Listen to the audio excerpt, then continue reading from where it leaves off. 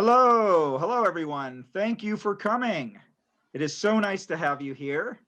Thanks for taking some time out of your week to join us in this great conversation. We'll be starting in a moment. So thank you. Just get yourself settled, pour yourself a drink, and let's hang out for a little bit and have a nice chat with our guest. We'll start in a couple of minutes. I just want to cover a few things. First of all, if you have any questions, please post them in the chat. We will be answering them as we go over the conversation, particularly if they are pertinent to what we're talking about. So I love getting questions from you guys. And also, I wanted to let you know that the New York Film Academy, who is the school that is running this event, we do all types of great events we try to hold 2 events a month, given everybody's schedule, of course. So not only do we do these great Masters of Game Design speaker series, but we do workshops. We have an advanced animation workshop coming up, led by our chair of the animation department, Craig Caton Largette, who was a effects artist on movies like Jurassic Park and Terminator 2 and Predator, all movies that you probably know and love. And he is an expert at computer special effects. He will be running an advanced animation workshop that is next week, I believe on the 10th.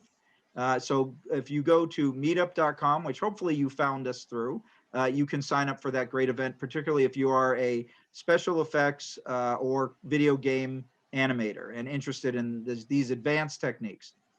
We also we have these past events recorded on YouTube. If you go to the New York Film Academy Speaker Series, you can see past interviews with guests such as, all types. Ted Price from Insomniac Games, Asher Vollmer, the designer of the mobile game Threes, Andy Ashcraft, a excellent role-playing game designer, and many, many more. Imagineers and all people that work in gaming and related fields.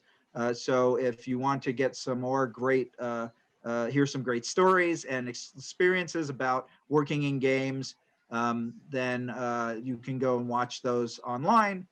We are also, we have a newsletter.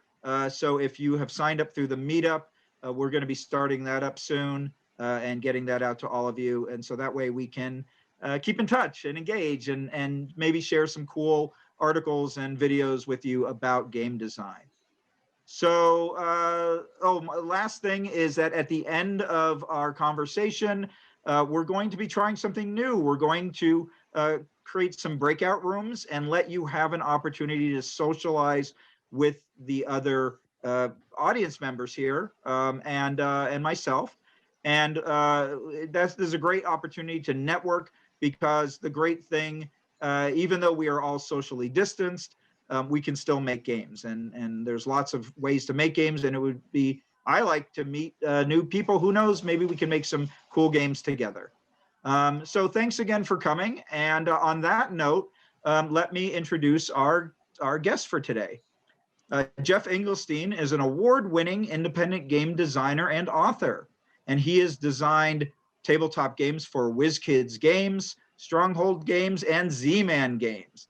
His titles include Space Cadets series, The Expanse, Survive Space Attack, The Dragon and Flagon, The Fog of War, and Versailles 1919.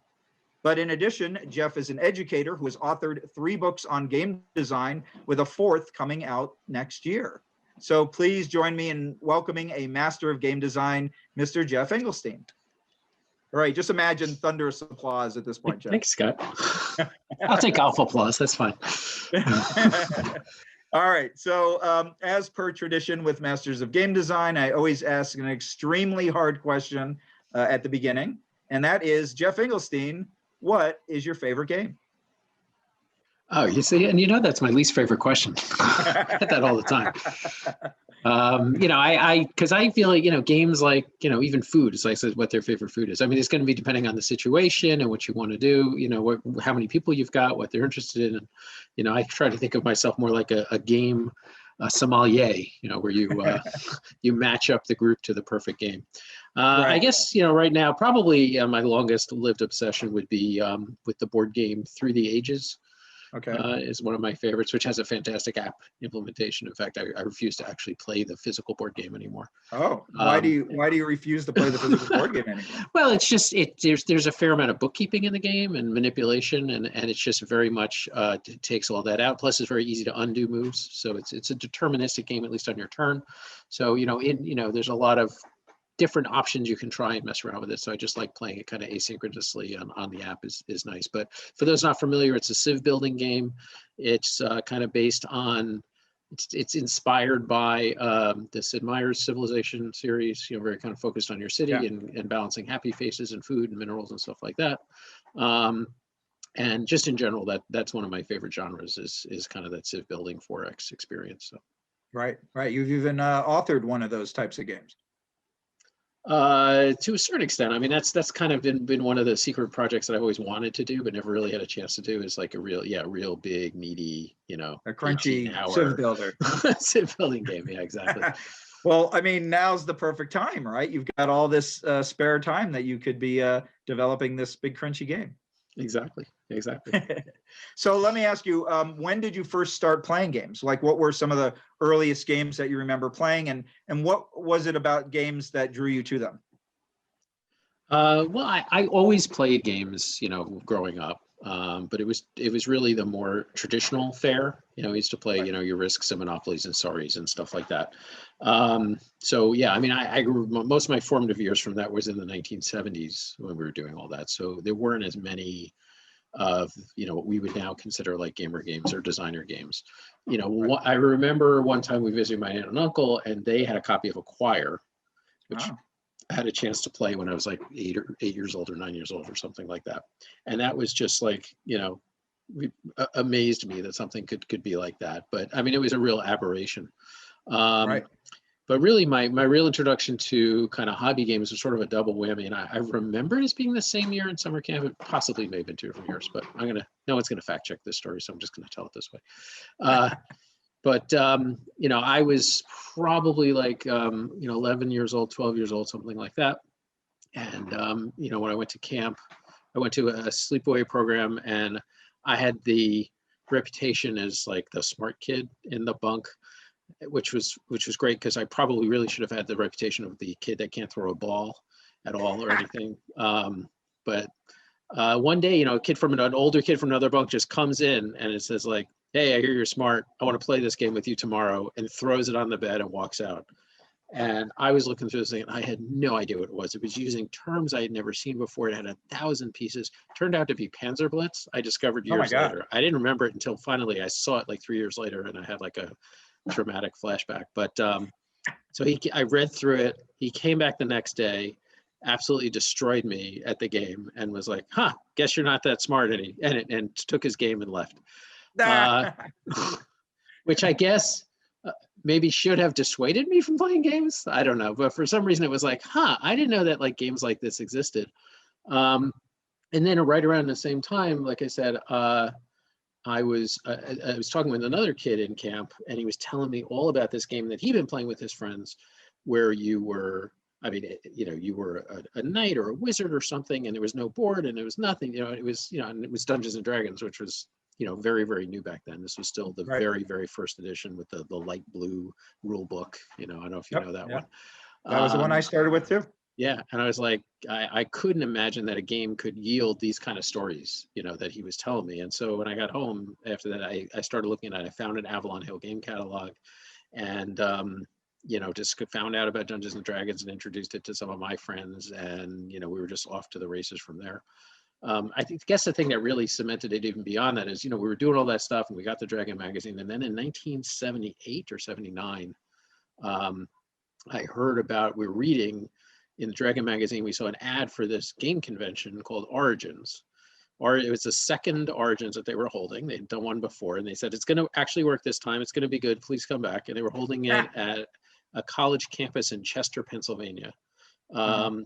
And so I was like, I was like 14 or 15. And so I went to my parents, and all our friends went to our parents, and we were like, hey, we would like to take the train. We lived in New Jersey. We'd like to take the train down to Philadelphia area and go to this thing for, 4 days or 3 days or whatever it was.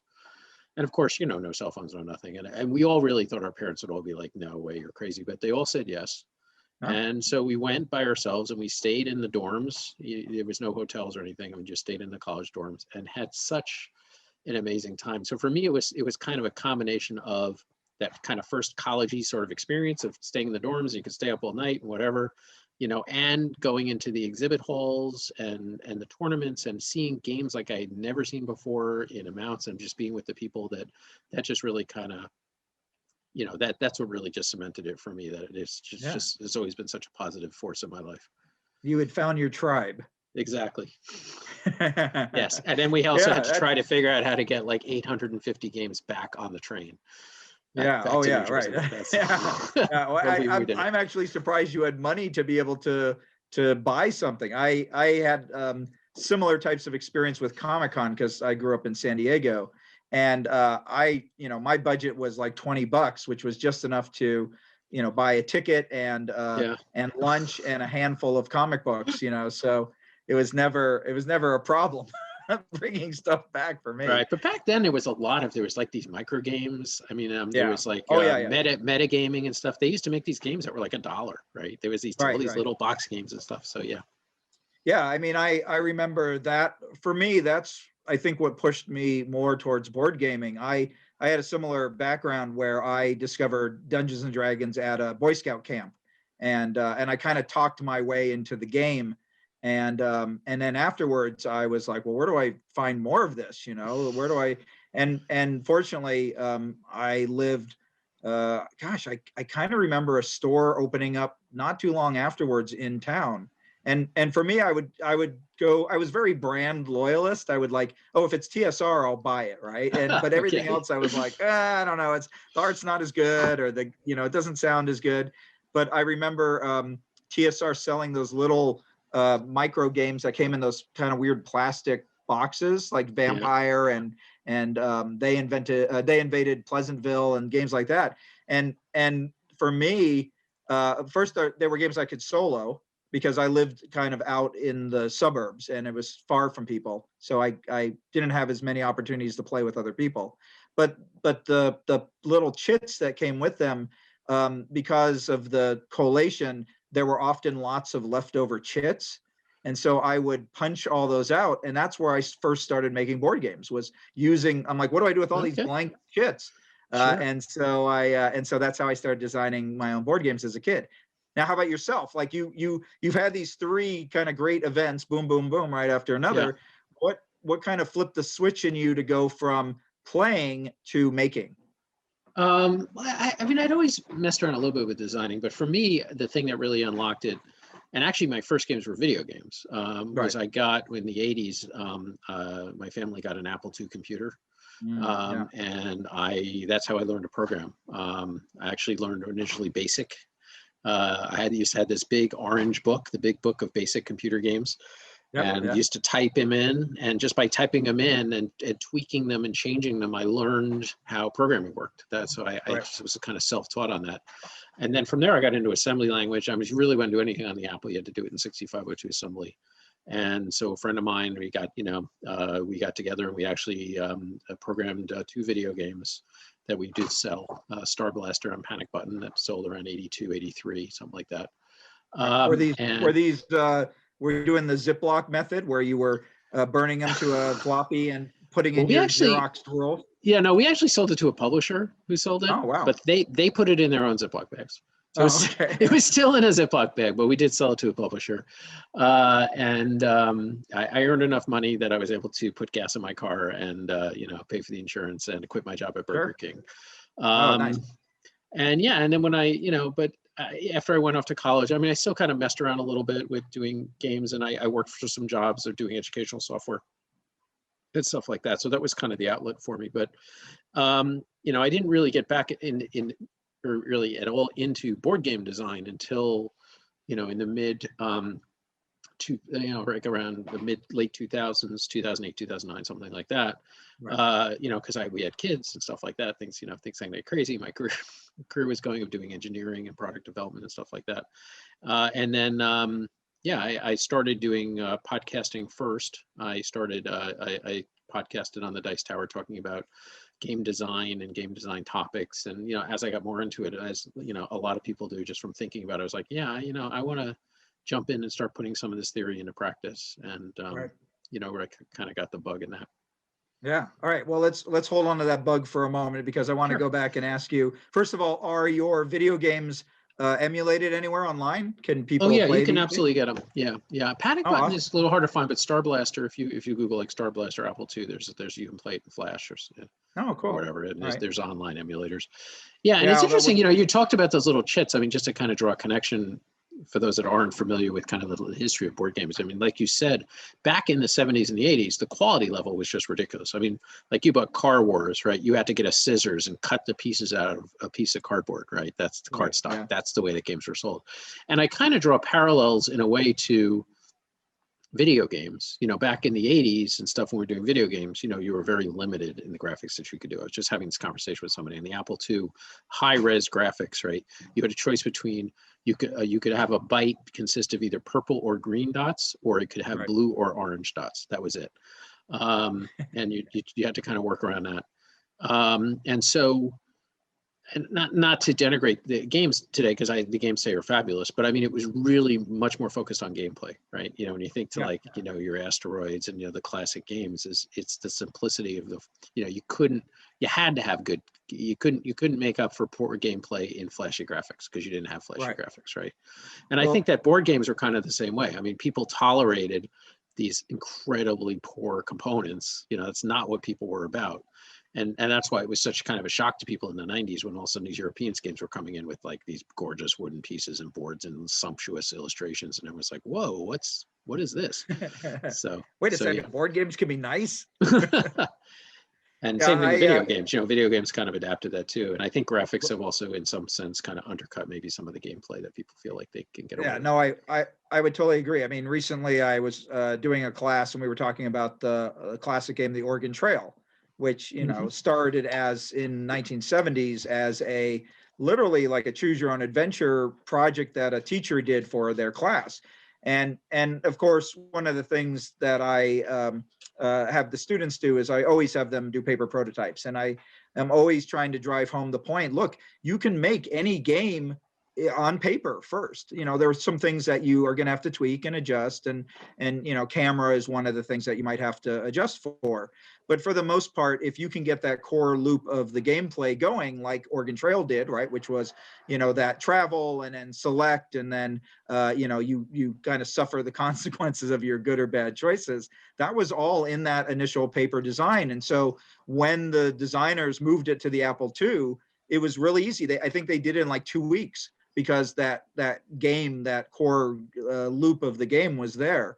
And so, yeah, I think your point is we put up with a lot of subpar looking or even, you know, the components weren't great. I played tons of those games that I had to cut out myself. But of course, what was great about them was the games, Right. the gameplay. So, yeah, I think that's it's been fun. I mean, I'm old, you know, I've got the beard to show it. And I can appreciate, I see the entire history as a view of gaming, right? We see how far it's come, and we were early enough adopters to be able to go, I remember when it was just cardboard chits. Yeah, I remember when the first program, like computer games I did, had to fit in 16K, and I had to save them on a cassette tape, you know? Yep, exactly. Yeah. Cassette tape. Yeah, it's funny you were talking about that. Don't make me rant about computer programming today. I wait like the indirection, and this layer talks to this layer, and we got a manager for this, and it just, you know, I totally understand why it's done that way, but it's still, my old habits run deep. Oh, I had an experience not too long ago where, you know, for many years I worked as just a game designer. I almost didn't touch code other than to do scripting, and when I kind of went to get my feet wet in it again, I was doing things for Unity and using some C#, and I'm like, oh my God, if this is the way it would have operated back in 1979, 1980, I probably still would have been programming, because there's so much help, there's so many prompts, there's so many things to help you. Like, the thing that killed me as a kid was I had that big orange book and I entered in my code, but then they never worked. And I always would go back and I would look in the book and figure out what I screwed up. And did I type something wrong? Was the spacing off? And I could never debug it properly. And I to this day, I'm convinced that that's what ruined me as a programmer, was I just couldn't debug my games when I screwed it up. So I said, all right, forget it. I'm going to do art instead. And that's, hey, 90% of coding is debugging. So absolutely. Yeah, true. But all right. So let's talk for a second, though. You went to college at MIT and got several degrees, right? I got a degree in physics and a joint degree in electrical engineering and ancient studies, which is a whole other story, which I don't have time for. So you went for three degrees. Sort of, yeah. I figure if you get into MIT, you want to maximize your time there. It seems like a smart thing to do. So let me ask you, what did you learn in college at MIT that has helped you as a game creator today, or at least in your career? I think the main thing for me was just, there was a couple of things. That's interesting. I've never actually been asked that question before. I would say first is just a way of looking at the world, right? I mean, that there's just a certain analytical basis of, we're going to try to understand as much as we can. And, and you need to be probing, and you need to ask questions, and you need to thoroughly understand what you're doing. And for me, that, looking at games through an analytical lens, informs, a lot of the books that I write and the way that I go in. And, I'm always looking for through lines of, because games are such a vast world, right? I mean, and it's so seminal to human experience, it's the anthropological work and everything that was done in the 1920s and stuff, that there's games in every culture going back. As far as we find archaeological items, we find gaming stuff, and yet we don't really understand it in the same analytical way that we understand a lot of other elements of human society and stuff like that. So I find it really fascinating to try to, and I'm always a little leery when people try to make psychology rules, absolute rules. Like physics can have laws, right? But sociology and government and stuff like that is very messy. But I still think that there's patterns and things that we can uncover. So for me, that's one of the main things that I think that I took from my college experience and my science background and bringing it over into games. Yeah, no, that's great.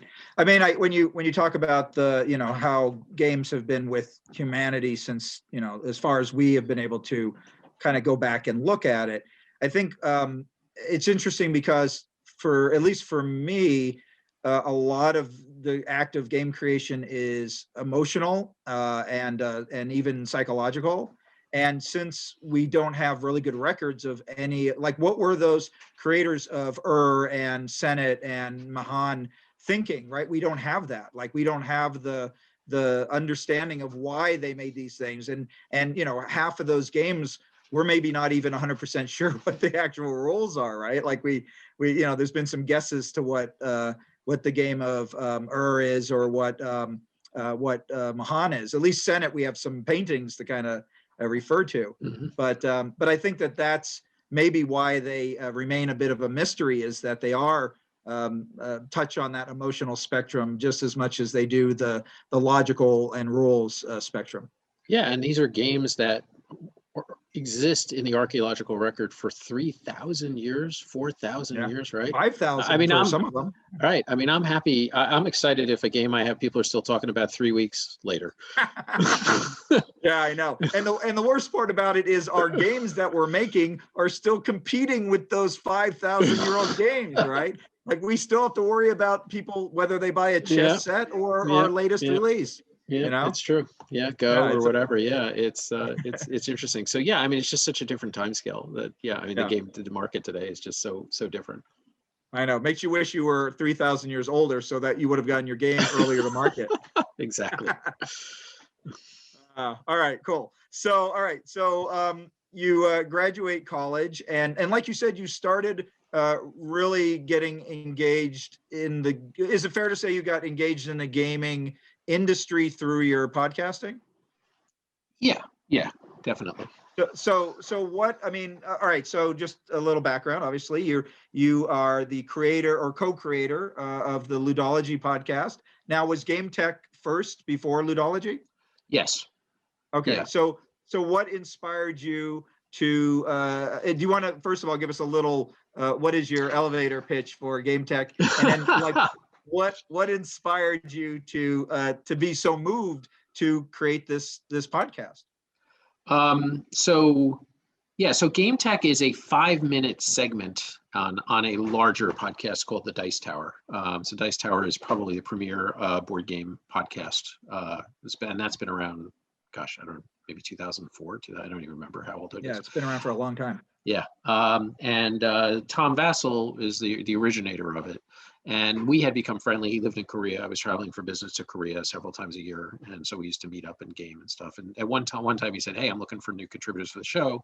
If you have any ideas, let me know. And so I've always been, I talked about connections and finding through lines and stuff like that.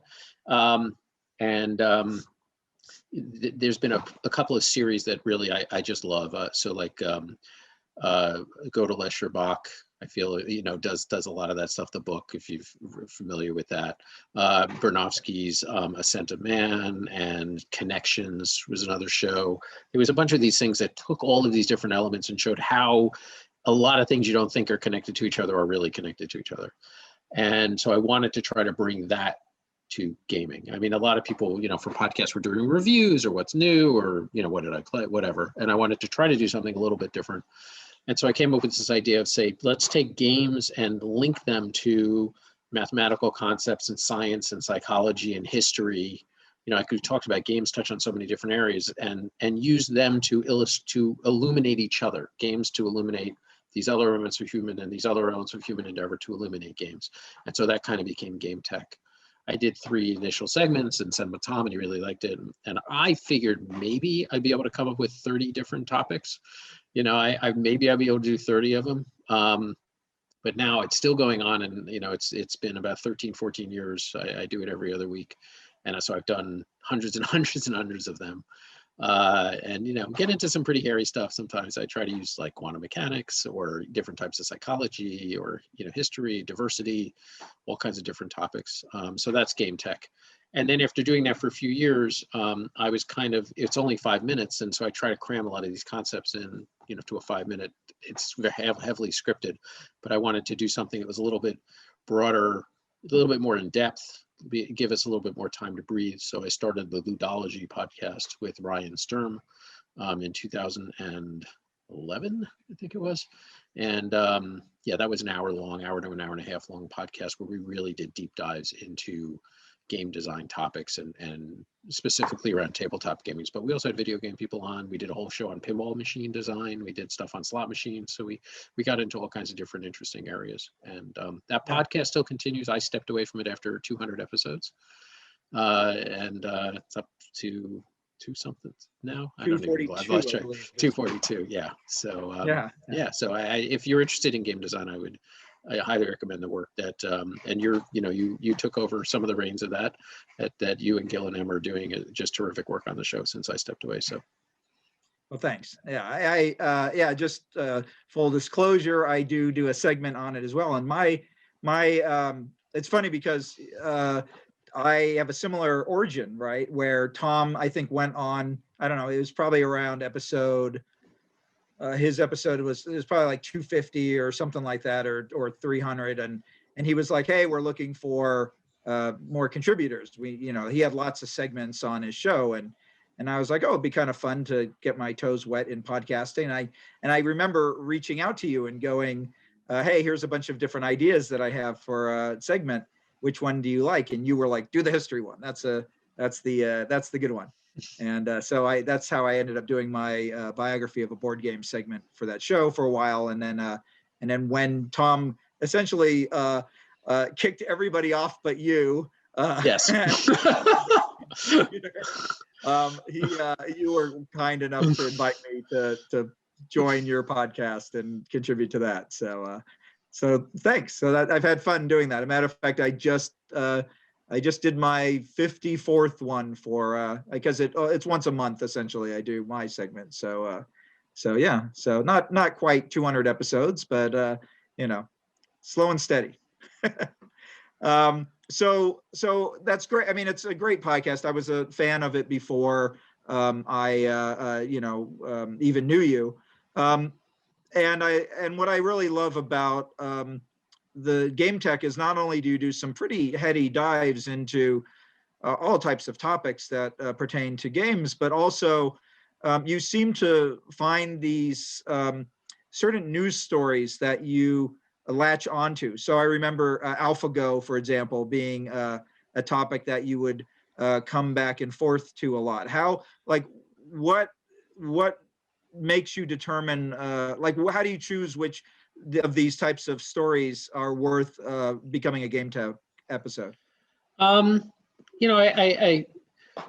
look for something that's going to generally be interesting. I like something ideally that can tie into some larger point. I like, for some reason I'm attracted to cheating scandals. Although I didn't do the one about the chess player cheating in the bathroom with his phone, but what's that one? I didn't hear that. That happened last year in Ukraine or something. Somebody was caught cheating, connecting to Deep Blue through his cell phone, and when he was stuck away from his chess match to go to the bathroom. But but I think there's some interesting stuff. So I look for that. I mean, one of my favorite ones around that was the badminton tournament at the I don't know if you remember that story. The World Finals or something, and it basically, there was like some upset, and so the way the seeding and the brackets worked out is the loser of this, both teams in this one game were going to make it into the playoffs, but the loser was going to play an easier team. The winner was going to have to play a harder team because it was an upset in a different round, and so they were both trying to lose the game, right? And they ended up being disqualified. They ended up being fined and disqualified. And but their thing was, and my point was in talking about it, is they weren't cheating, right? They weren't deliberately trying to lose the game if you define the game as winning the tournament, right? Right. The judges, the committee was defining the game as the individual piece of it, right? But the game they were playing was a much larger game, right? Which I think is kind of an interesting point, and I think everybody can kind of totally understand what they were doing. But they're looking to try to make badminton exciting and entertaining, and and people don't want to see people deliberately, oops, oh no, I missed another point, stuff. So I look for elements like that. There was actually a story just 2 days ago, which I'm now it's on the bubble for GameTek. So I don't know, maybe we could workshop it here and see. But in the South African lottery 2 days ago, okay, winning numbers in the lottery were 3, 4, 5, 6, 7, 8, 9. Wow. Yes. Wow. What are the odds of that? Well, you can calculate exactly what the odds are of that. The interesting part is that actually 20 people had them, which is way more than who usually wins the lottery. Oh, right. So now it's a question of was there cheating involved, and people knew that that's what it was going to be, or was it just chance? I don't know. Just based off of what I know about human behavior, that seems less of cheating and more of just dumb luck. Maybe, but I mean, that's one of the GameTeks I did, was when I talk about dumb luck, and I talk about people seeing patterns and things that don't have patterns. Right. Yeah. It's like somebody was telling me about. Well, I was going to say, as a result of listening to your segments, I have gotten away from using the term luck. I tell my students that I don't like the term luck anymore because it's just an emotional response to randomness and probability. Yeah. I'm always mystified when I walk through casinos and there are those big giant things at every roulette table saying here's exactly what, the last 50 numbers were, and this is what's hot and this is what's cold and this is what's going on. And obviously people care about it because they spend a lot of money on these systems, but it's just completely meaningless.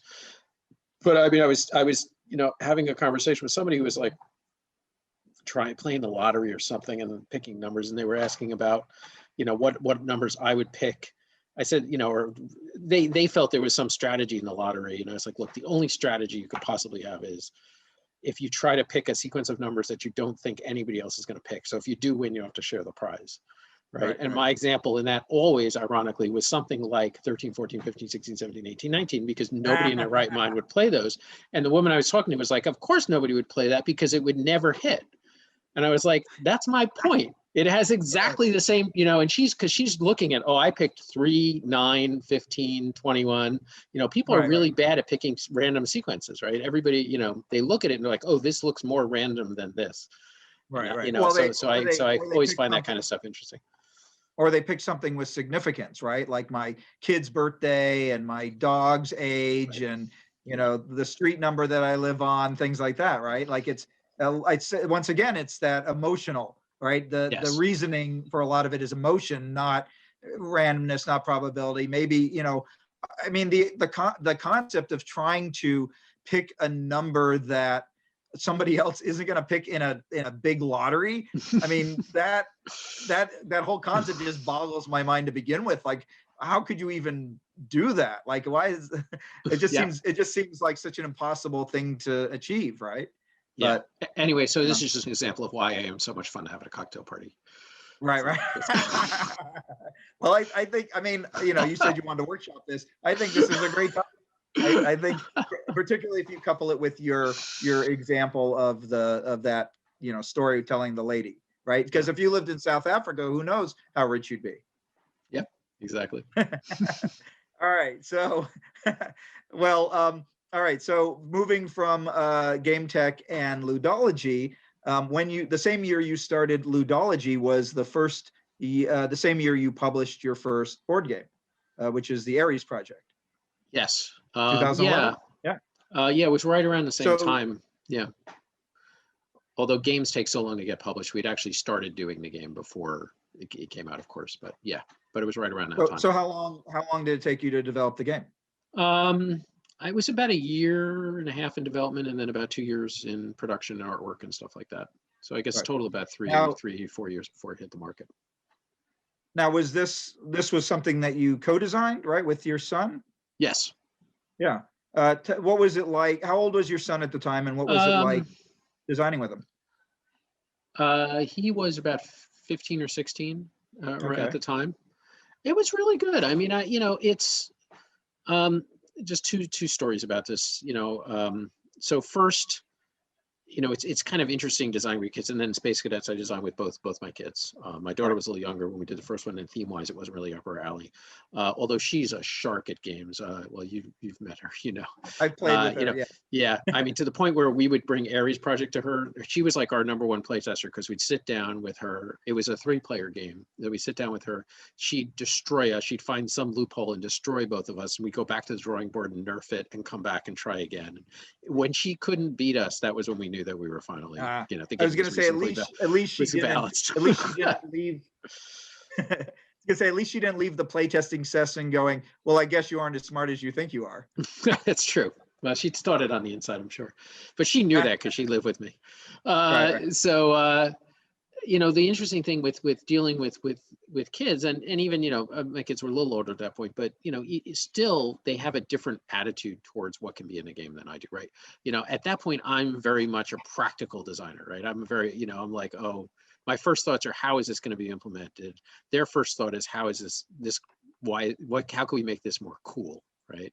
So like after we pitched it, it's based on StarCraft, so it's very, yeah, I mean, it doesn't infringe on the IP, but it's very obviously inspired by StarCraft. There's 3 factions, you know, the humans and the aliens and the magic using type people, but it's a card game. And you know, when we pitched it and it was accepted by Z-Man Games, they said we want a 4th faction because we wanted to go to 4 players potentially. Also, it was a 2-player game, so it was 2-player only. They said we don't have a 4th faction. We want to be 2 to 4. And so my son he says, you know, it'd be really cool if one of the factions was just one big giant robot. You know, all the other factions were troops and buildings and forces and stuff like that, right? Because it's StarCraft, and he's like wants to put, you know, a Gundam in the middle of it all. That's all you have. It's just this one thing. And you know, I was like, okay, you know, maybe. And so you know, and we made it work. I mean, it was like, you know, but that's not like the kind of idea that I ever would have come up with by myself, right? But you know, someone who's like fearless and is like, you know, they're just more interested in what's, you know, the emotion of it and stuff like That's that. cool, Hey, yeah. it would be cool to have a giant robot. And then I was Right. like, okay, let's try to make it reality. What does that really mean in the context of the game? And it's the best faction. I love playing. We call it Colossus. I love playing Colossus. That's Um, that's always so the case. yes, it is. And but the other thing was, which was, you know, I enjoyed working with my kids. It was great, you know, because it always gave us, you know, designing games as they were growing up. It gave us something to talk about. We never had those time periods where they, you know, went off and we just like were at a loss of what to do with each other when we got together. You know, we always had this shared interest, which was great. Still do. Yeah. But also, you know, as I mentioned, I published those two video games in high school on the Apple, and you know that was a really important moment for me. You know, not just because I could quit my job at Burger King, which was also a super important moment for me, but because it, you know, especially at that time, you know, I think it's a little different with the internet now, but you know, at that time, you know, creators of that type, you know, somebody who published a book or somebody who made a game, right? They were these mythical beings up in the sky, right? Or made a movie or whatever, right? It wasn't something that, yeah, maybe over time you could achieve it or something, but you know, that it wasn't that same type of feeling. So of something I could do now. And so when I got that published, that really made me realize is, hey, I can do something that's going to be sitting on a store shelf somewhere. You know, I can do it. And I understood the work that was involved in it, you know, and it was a ton of work and a ton of effort and a lot of sweat and tears and debugging and late night sessions and, you know, all the other stuff that goes with any type of design work. I learned about the contracts and I learned about, you know, how to try to publicize it. And, you know, I learned some incredibly valuable lessons that I have carried with me my entire life. And, you know, I really wanted to try to get that same experience for my kids. And I think that it was Right. really, really important for them that they got that. And, you know, the games that they did when they were in high school were in Barnes and Noble on the shelves, right? And they could bring their friends in and say, you know, here's this. And, you know, and so I think that they carry an attitude. You know, a lot of people I talk to, I mentor a lot of up and coming game designers and stuff like that. And there's just, it's not true of everybody, but there's certain people that they just can't like envision themselves doing it. You know, they want to do it, but there's like this invisible barrier that ultimately is just doing it, you know, just sitting down and putting in the work and doing it. And maybe you won't succeed on the first time. And Ares Project was not the first game I pitched. I had several disastrous pitches before that, which I'd be happy to share with everybody. But just, you know, that can be you, but you got to do it. There's no switch that's going to get flipped. There's nobody that's going to put a crown on your head that says, okay, now you're a game designer, right? It's just, or an author or an illustrator or anything. It's just a question of sitting down and doing it. Yeah, absolutely. It's, you know, how do musicians become musicians? They play music. And how do artists become artists? They make art. Well, if you want to be a game designer, you just have to make games. Now, you know, like you said, they're probably not all going to be good to begin with. But so let's talk a little bit more about that. You said you had a few other disastrous pitches or projects. How did you end up? Did you talk to Zev at the Z of Z-Man? Was he the one you pitched to, or how did you get your game at Z-Man Games? Well, yeah, I mean, the first pitch. So I was in, you know, it was sort of a game design community in North Jersey when I was, you know, in that time period. So, and Zev Slassinger from Z-Man Games was one of the people that was just in the group. So whenever we went to any kind of conventions or get-togethers around here, he was pretty much there. So I knew him socially from that. But the first game that my son and I actually designed, I seem obsessed with, you know, when I look back and I seem obsessed with taking games from one form and converting them into board games. Like I mentioned that, you know, Ares Project was basically StarCraft.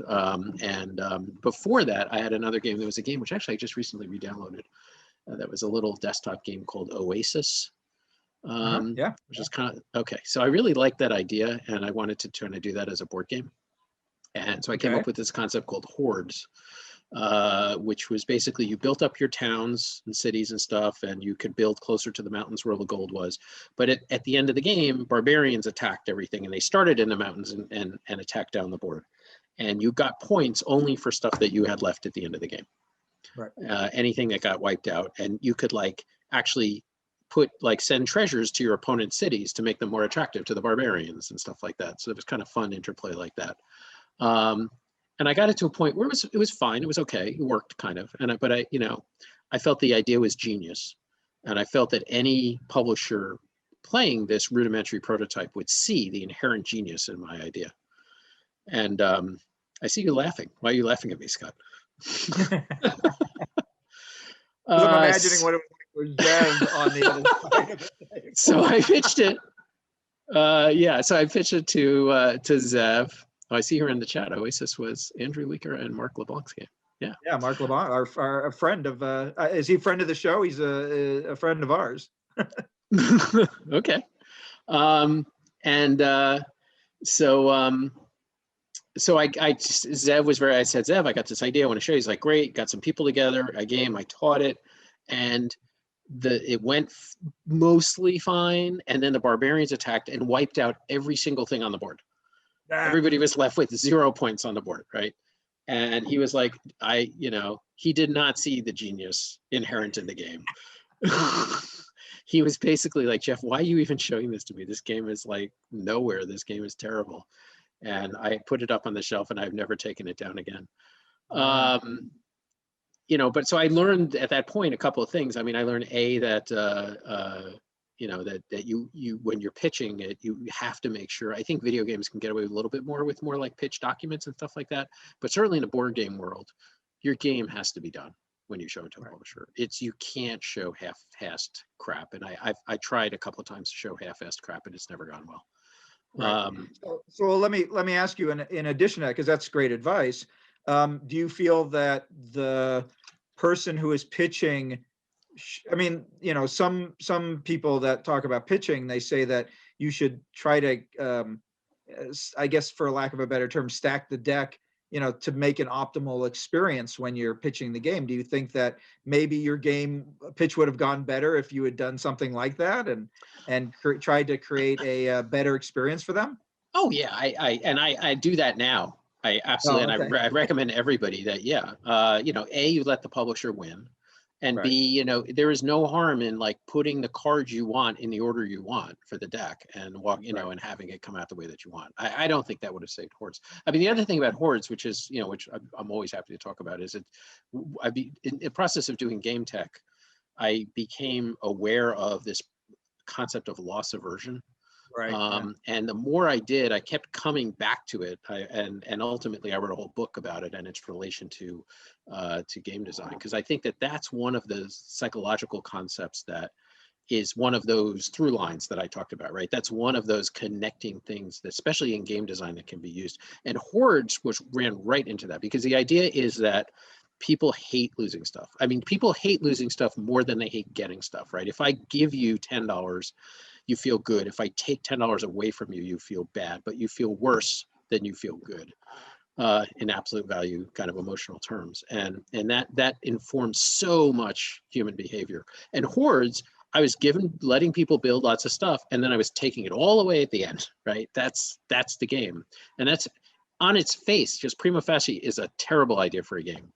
But what if you let them know ahead of time that that's what was going to happen? Do you think? Well, you do, but I still think it's a different. Yeah, I mean, I still think that you could do it, and there's games that do that to a certain extent, and have things that attack and things. But I think there's ways to make it work. But you're swimming upstream. You're really swimming upstream with that concept. Yeah, no, I would have to say, I mean, just like I have become a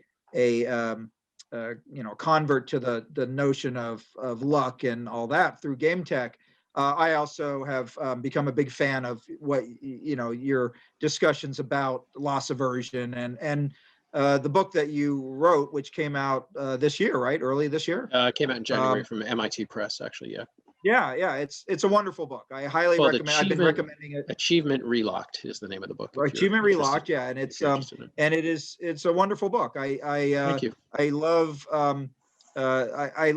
it's helped me as a game designer and opened my eyes because I also was working on a game that you lost all types of things, and now I'm like, I don't know if I should still make this game or not. Well, and it's not about, and I'm not prescriptive in it, right? In the book, I don't, No. and I talk about video games and board games. I mean, it's not, it's a tool, right? And but you have to understand the tool that you're using. I mean, especially in tabletop game design. And I don't want to take too much of a tangent. I apologize if you want to steer me back in, but I can talk for another 3 hours about this topic. But it's, when you're designing a table, if I'm designing, a video game, or I'm designing, I'm making a film, or if I'm writing a book, right? I have some pretty direct levers over the emotion of the person that's receiving that game, right? In a video game, I can play with lighting and music, and I can make jump scares or cutscenes or whatever, right? I have some pretty direct emotional triggers to set the mood and the scene and pull that in. Same thing about making a film or from writing a book, right? But if as a tabletop game designer, right, as a board game designer, it's much more sandboxy, right? It's very, you don't control the environment or the lighting or anything like that, right?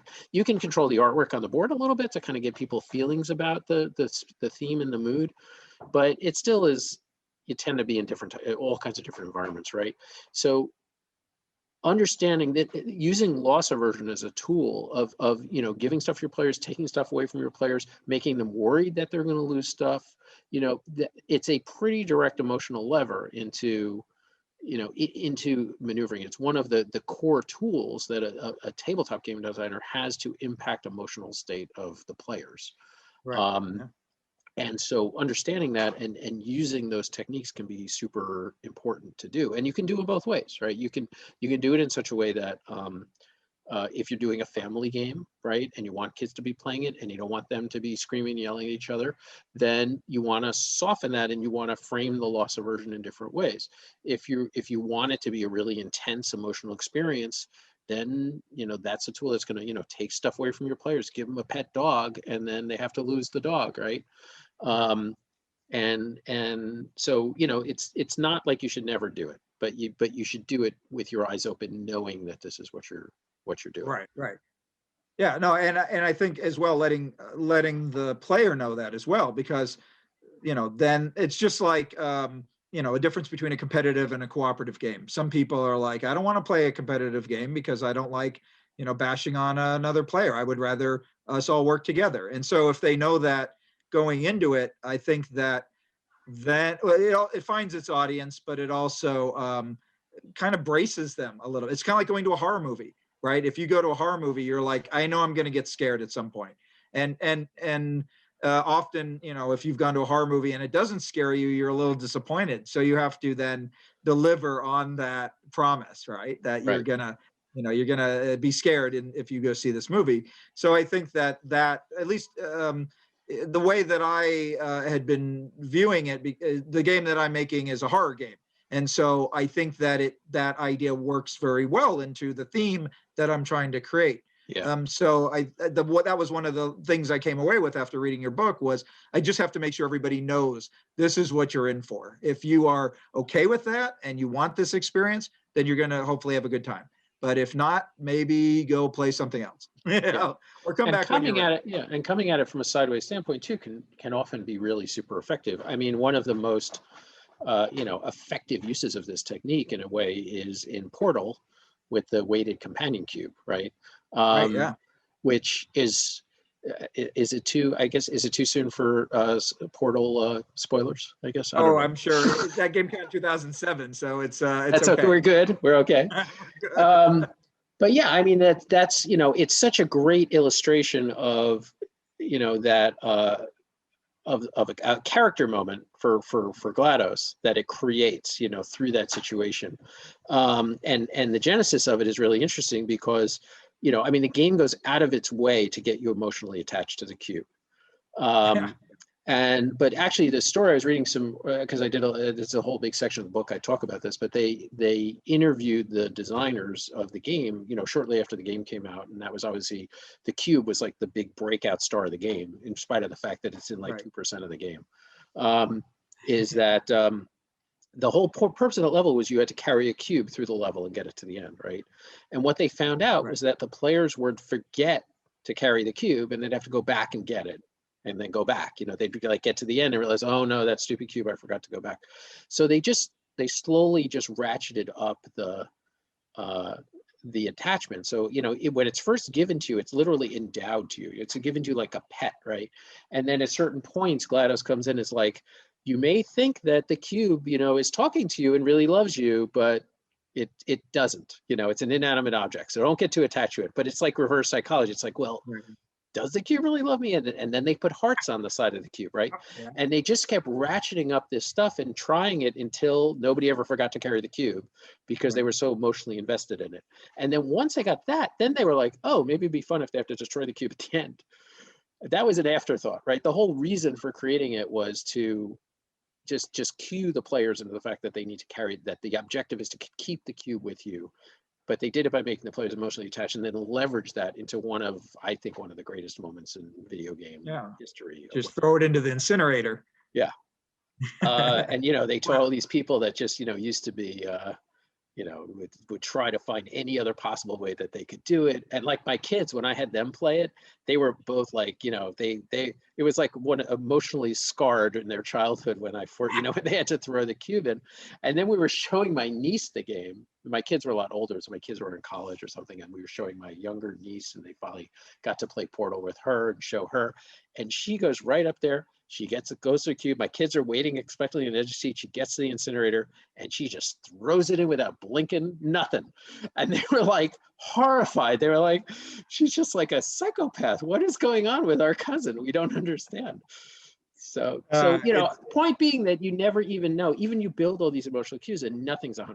You know, we talked about physical laws, the laws of physics. You know, if I drop a rock, it's always going to fall down, right? But you can build all this stuff into your games, and it's still, you're never guaranteed to hitting everybody the same way. It's that emotional invariability, right? Once again, it's like we have no idea what's going on in the heads of these game players, let alone the game creators. You know, I mean, at least in Portal we know, but yeah, that's a great story. I often equate that moment to it's the millennials version of Bambi's mother. You know, it's killing that's the true. Yep, exactly.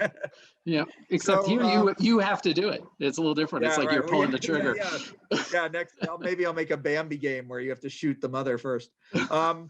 So speaking of your kids, the next game you went on to get published was Space Cadets, which you designed with, like you said, your son and your daughter, and a whole bunch of expansions as well. Like what, 3 or 4 expansions for that title? Well, the main game had 1 expansion, and then there was another game, Space Cadets Dice Duel, which is kind of there's other games sort of in the same universe that had their own expansions and stuff like that. About 6 games altogether in that world. So I guess my first question is, what video game were you trying to emulate when you made that? Well, that one was emulating Star Trek.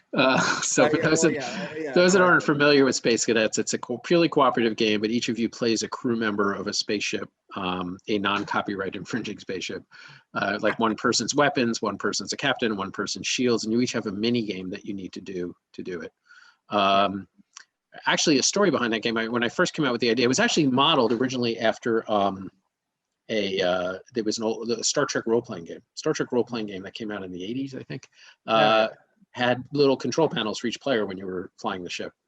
And I loved that mechanic, but it wasn't done as well as I thought it could be done in that role-playing game, which then, you know, folded up. So I always kind of had that idea, and after I did Ares Project, I actually had the idea to do it as a video game, right? My idea was that because network games were just starting to kind of come out then a little bit, you know, where you could play stuff connected. And so I had this idea of where each person would do like a mini game, and that would be, and then the ship would all pull it together and stuff like that. And then I actually pitched it I had some friends in the video game industry, so I actually went and pitched it to somebody, and they were like, oh, you mean like Yahoo Puzzle Pirates? which I don't know if you're familiar with. It's now defunct. Yeah. No, anyway, go ahead. Yeah, I never heard of it. Point being that Yahoo Puzzle Pirates was already out and doing that, and so I shelved the idea of doing it as a video game. But I did come out with it as I was like, oh well, it can't be done as a video game. I don't want to be too derivative, but I said maybe we can make this work as a board game.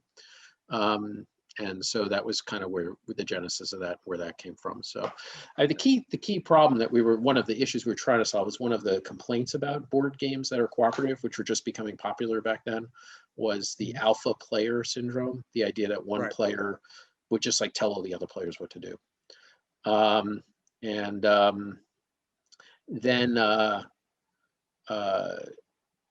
So the idea with Space Cadets is that people have to do their own minigame, and they're all done simultaneously. So everybody has 30 seconds to do their own personal minigame. So there's just not enough time to tell other people what to do, right? It's just physically, it's just impossible to do it. Although if you have enough players, one person can be the captain. And the captain, first of all, is a great role to give the alpha player if they're the alpha player. But the captain doesn't have any mini games. The captain just kind of overlooks people's shoulders and tries to help them out. But there's only so much help you can get. You're not allowed to physically touch any of the pieces. You can just like berate people, I guess. And so that was kind of where it came. But it's it's fun and interesting. And the big lesson I learned from that design was, so whenever I do designs, and I recommend my students do this also, is I always like to write what I call a vision statement, which is like 1 or 2 paragraphs, right? It's not a lot, but when I come up with an idea, there's something about that idea that I'm excited about, right? I design games for fun. I mean, I do it professionally and do it, but I pick projects that I find attractive in some fashion. But as you know, Scott, and I'm sure a lot of listeners know, when you're doing game design, it's a long process and you've got a lot of decisions to make. And sometimes you can wander far afield from where you kind of had that initial vision, or you run into roadblocks, or you put it on the table and you're not getting the emotional response that you thought you'd be getting and stuff like that. And I find it really helpful to go back and refer to that vision document and say, okay, there was something about this game that got me excited in the beginning. What was it again? And that very often helps me put me back on the right path. But that's not saying that it can't be inviolable and never change. So Space Cadets was really kind of a classic example of that for me, was that so the original document, because it came out of that Star Trek role-playing game, is I wanted to make a starship simulator, okay? So like the weapon station, there was different arcs, firing arcs for the weapons, and there was heavy lasers and medium lasers and torpedoes, right? You had to decide your energy and how you wanted to do it, and it was trying to get more into the technobabble, I guess, in a way of, of like really flying a starship, right? And then when we actually play tested it, kept getting the same response, which is people just wanted to scream at each other, "I don't have enough energy, Captain," and basically role play Star Trek, right? And and so finally I was like, that's what people want to do. I'm going to change it, right? Because the actual running the starship stuff was just getting in the way of them having that experience, which they were all really into. It's like, okay, let's lean into that. And so that's that's what we ended up doing. Like for weapons now, I got rid of all of the firing arcs. It's just one weapons now, torpedoes. And I also very much abstracted what you're doing. So now, like, to load torpedo tubes, the way it works is you get energy. So the engineer gives out energy to the different players based on their own mini game, and then based on the energy that you get, you can do more or less things. So like if you're like the weapons, there are these little I don't know if you know the game Ubongo, or those of you who don't, but it's like these little cards. It's like a little 10 grams puzzle, sort of. You get pieces and you have to make a shape out of 10 grams, but it's much simpler because it's a grid. So no triangles and stuff like that. And so you basically have a bunch of pentominoes. And so if you get like 3 energy, you can potentially load 3 torpedoes. So before the 30-second starts, you take 3 cards, you flip them over once the 30-second start, and then you can take any of the pieces you want and put them on these puzzles. And for each one that you complete, you get a torpedo. So it's kind of like filling a torpedo tube. But then when you're shooting the torpedo, you have this track and you just flick a disc with your finger. And there's different bands. You want to go, the further down the track you get, the more damage you do. But if you fall off the track, then you don't do any damage at all. And there's no arcs or anything. You can hit anything that's, you know, a certain distance away or whatever. So that part of it is very much abstracted. So I became more impressionistic with the games, and that really was what started clicking with people, you know, because that game enough to hang on to, like, oh yeah, I'm filling the torpedo tubes, but not so much that it was so complicated, and allowed the room for the role playing of, like, in those exciting moments of flicking a disc, which is way more exciting than rolling dice on a laser 2-hit table or whatever it was originally. So yeah, giving them that room to play, right? You're giving them permission to play by simplifying these gameplay mechanics. That was a great insight. That's really cool that you had that insight, right? Because it could have gone the other way, right? You could have been like, oh no, I just, you know, I want them to do what I want them to do, right? And I think that's it's a good lesson for designers to learn, right? Is to follow where the players lead you. To a certain extent. I mean, I have 2 slides, and when I give my lecture on playtesting in my class, I've got 2 slides. The first slide is always listen to your playtesters, and the second slide is never listen to your playtesters, which I think is really important. And that's part of the skill, I think, that comes. I get better at that as I get, I do more design and I get more experience in it, is you know, playtesters, you'll get a lot of great feedback from playtesters.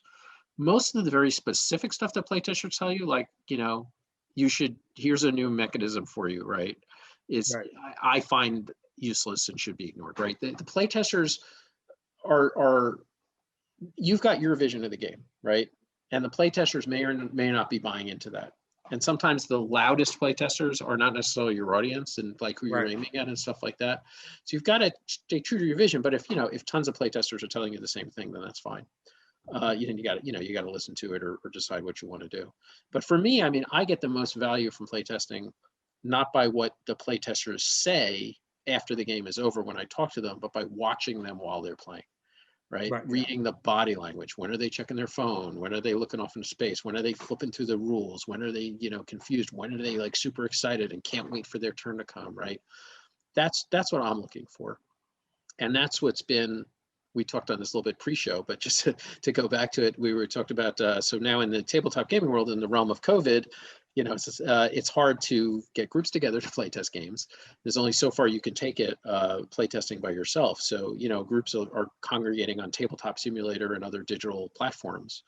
And Tabletop Simulator is great for testing the mechanism of a game, but it like undercuts so much of what I try to get out of a playtest, which is that body language. I can't see if people are having fun or in another tab on their browser doing something else, right? So that whole information channel has been cut off for me. But if people are doing playtesting, that's my recommendation is yeah, you can talk to people afterwards, but discount most of a lot of what people say to you, because they don't really remember it in the same way as they were when they were experiencing it. Well, that said, you know, things like Zoom, for example, do allow the host to record, you know, during the play session, right? So it might not be as Matt Leacock and Rob Davio have talked several times about how they videotape their sessions, and they usually have a camera that covers the whole room so they can try to see as many of the players during the game as possible. Now, I think that one of the advantages that maybe, I don't know how many other tabletop game designers are using this, but you know, making I do it. I ask my playtesters to record their games. I did it all with Super Skill Pinball with my list, yeah.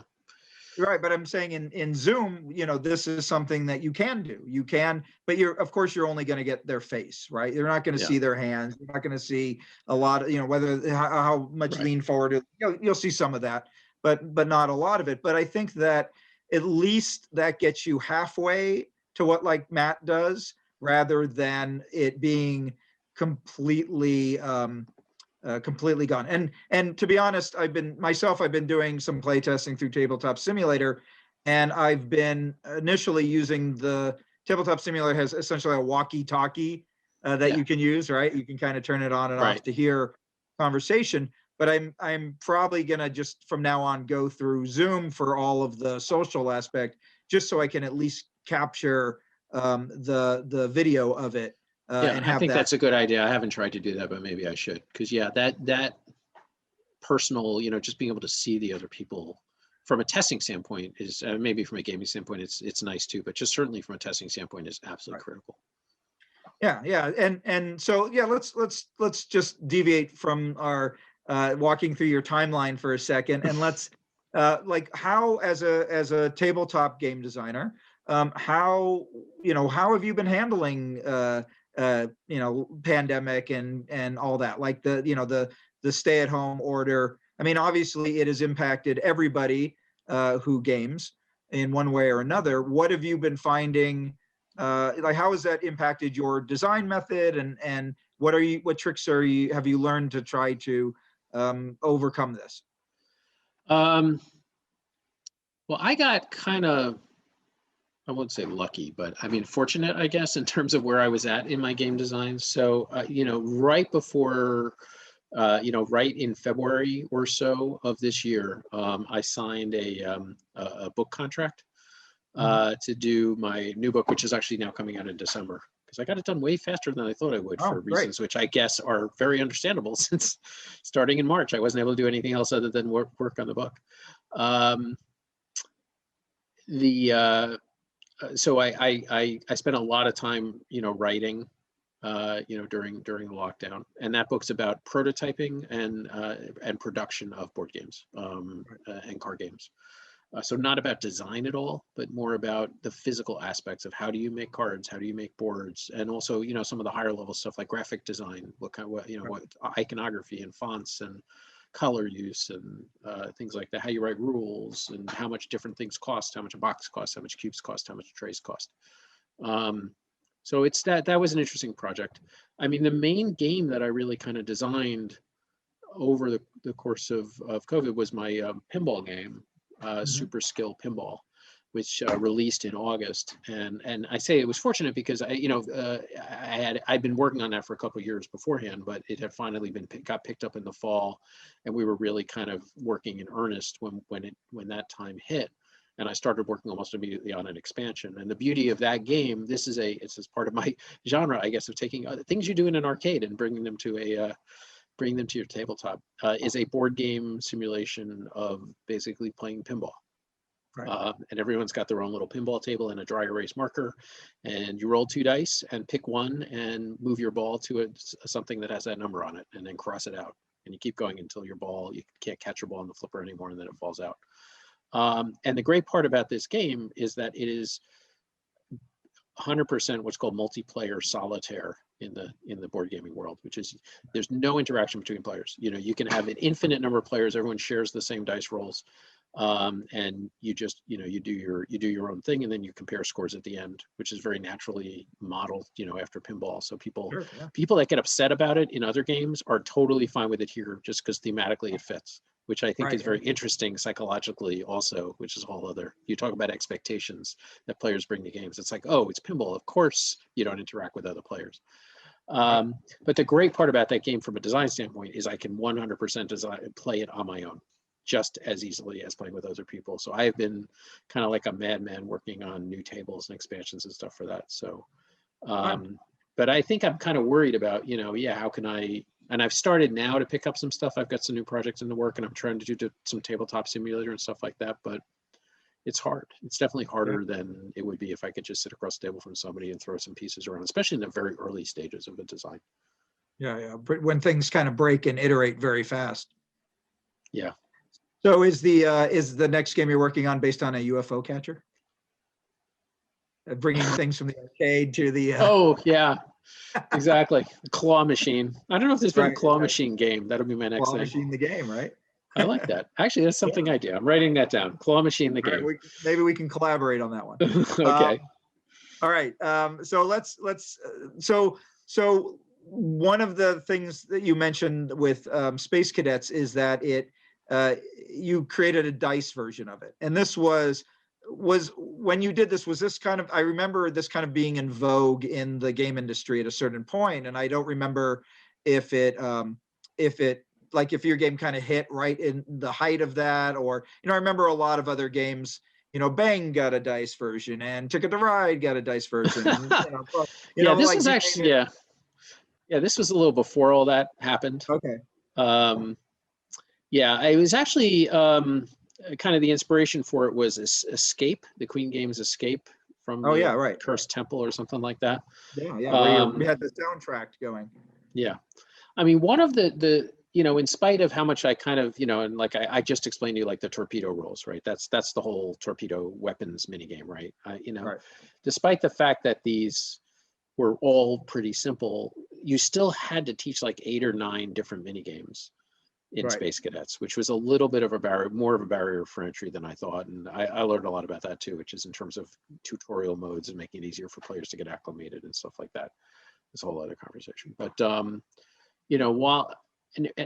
while I was demoing Space Cadets at the Essen Spiel Fair in Germany, I don't even remember how, I guess I had seen Escape was also there. They were showing it there. But I mean, I was just thinking, I remember what it was. I was thinking that, so there's the navigation game. You have to steer the ship with helm. It's like Robo Rally. For those of you that know Robo Rally, the helmsman has to draw like 6 cards that all have arrows pointing in different ways on them, it's just going straight or turning. And then you've got to put the cards down in order in the 30 seconds of how you want to move. You put down a subset of them, 2 or 3 or 4, depending on your speed. And then you execute it and hilarity ensues because shields put the shield officer put all the shields in the front of the ship, and you turn and put your back of the ship to the enemy. It's like, oh, great. Yeah, good job. So somebody was mentioned while I was demoing it to somebody that they actually started. So there's cards that say like turn left and turn right, but they were actually orienting the cards, even though they were rectangles, they were kind of putting them facing in the direction that the ship would be facing. It's kind of hard to describe here, but no, I get it. But then I was looking at it, I was like, oh, that's brilliant. Oh, I should have made the card square, because then people could just point them in the direction the ship was going, because it's, I didn't want it to be super hard for people to visualize how the ship was going. And then they could have rotated it. And then I was like, oh, yeah, the cards didn't have to be square. I could have just made dice with the different symbols on them. And so that was the first thing. And then I said, oh yeah, Helm would totally work as a dice game. And then for some reason, the next thought in my head was, I wonder if every single station could be a dice game. Right. That's what I ended up doing. That was Dice Duel. And also a lot of people were asking for head-to-head Space Cadets. Space Cadets is strictly cooperative. They want to play 2 ships against each other.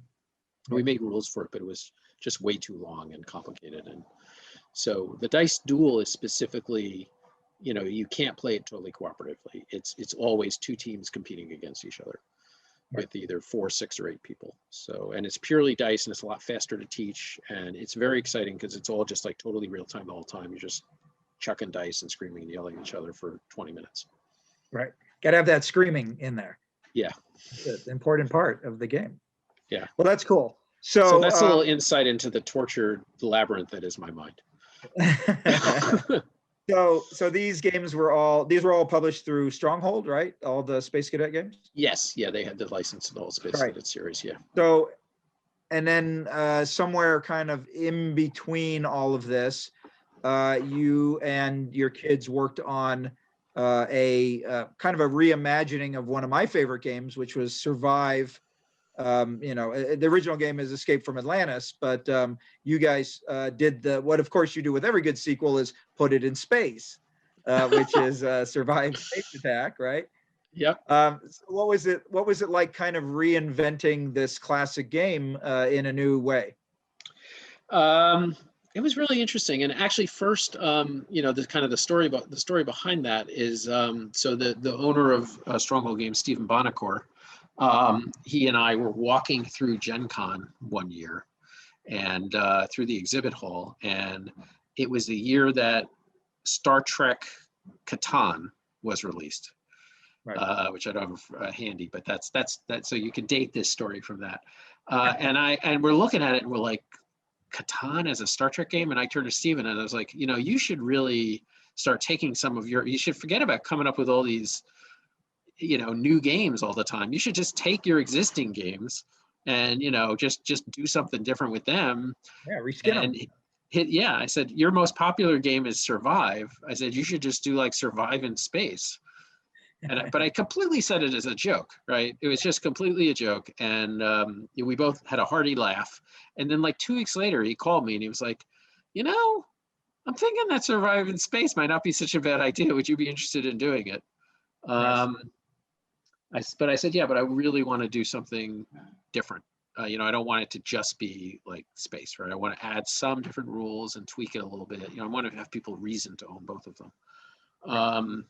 And so, that was kind of the genesis of it. But, the interesting part about it, and like you said, Survive is such an amazing game. And I actually own 3 separate copies of the game. I love it so much. Nice. And, the designer, whose name is escaping me right at the moment. Oh gosh, I interviewed him for a biography. Julian Cortland Smith. Julian, thank you. Yeah.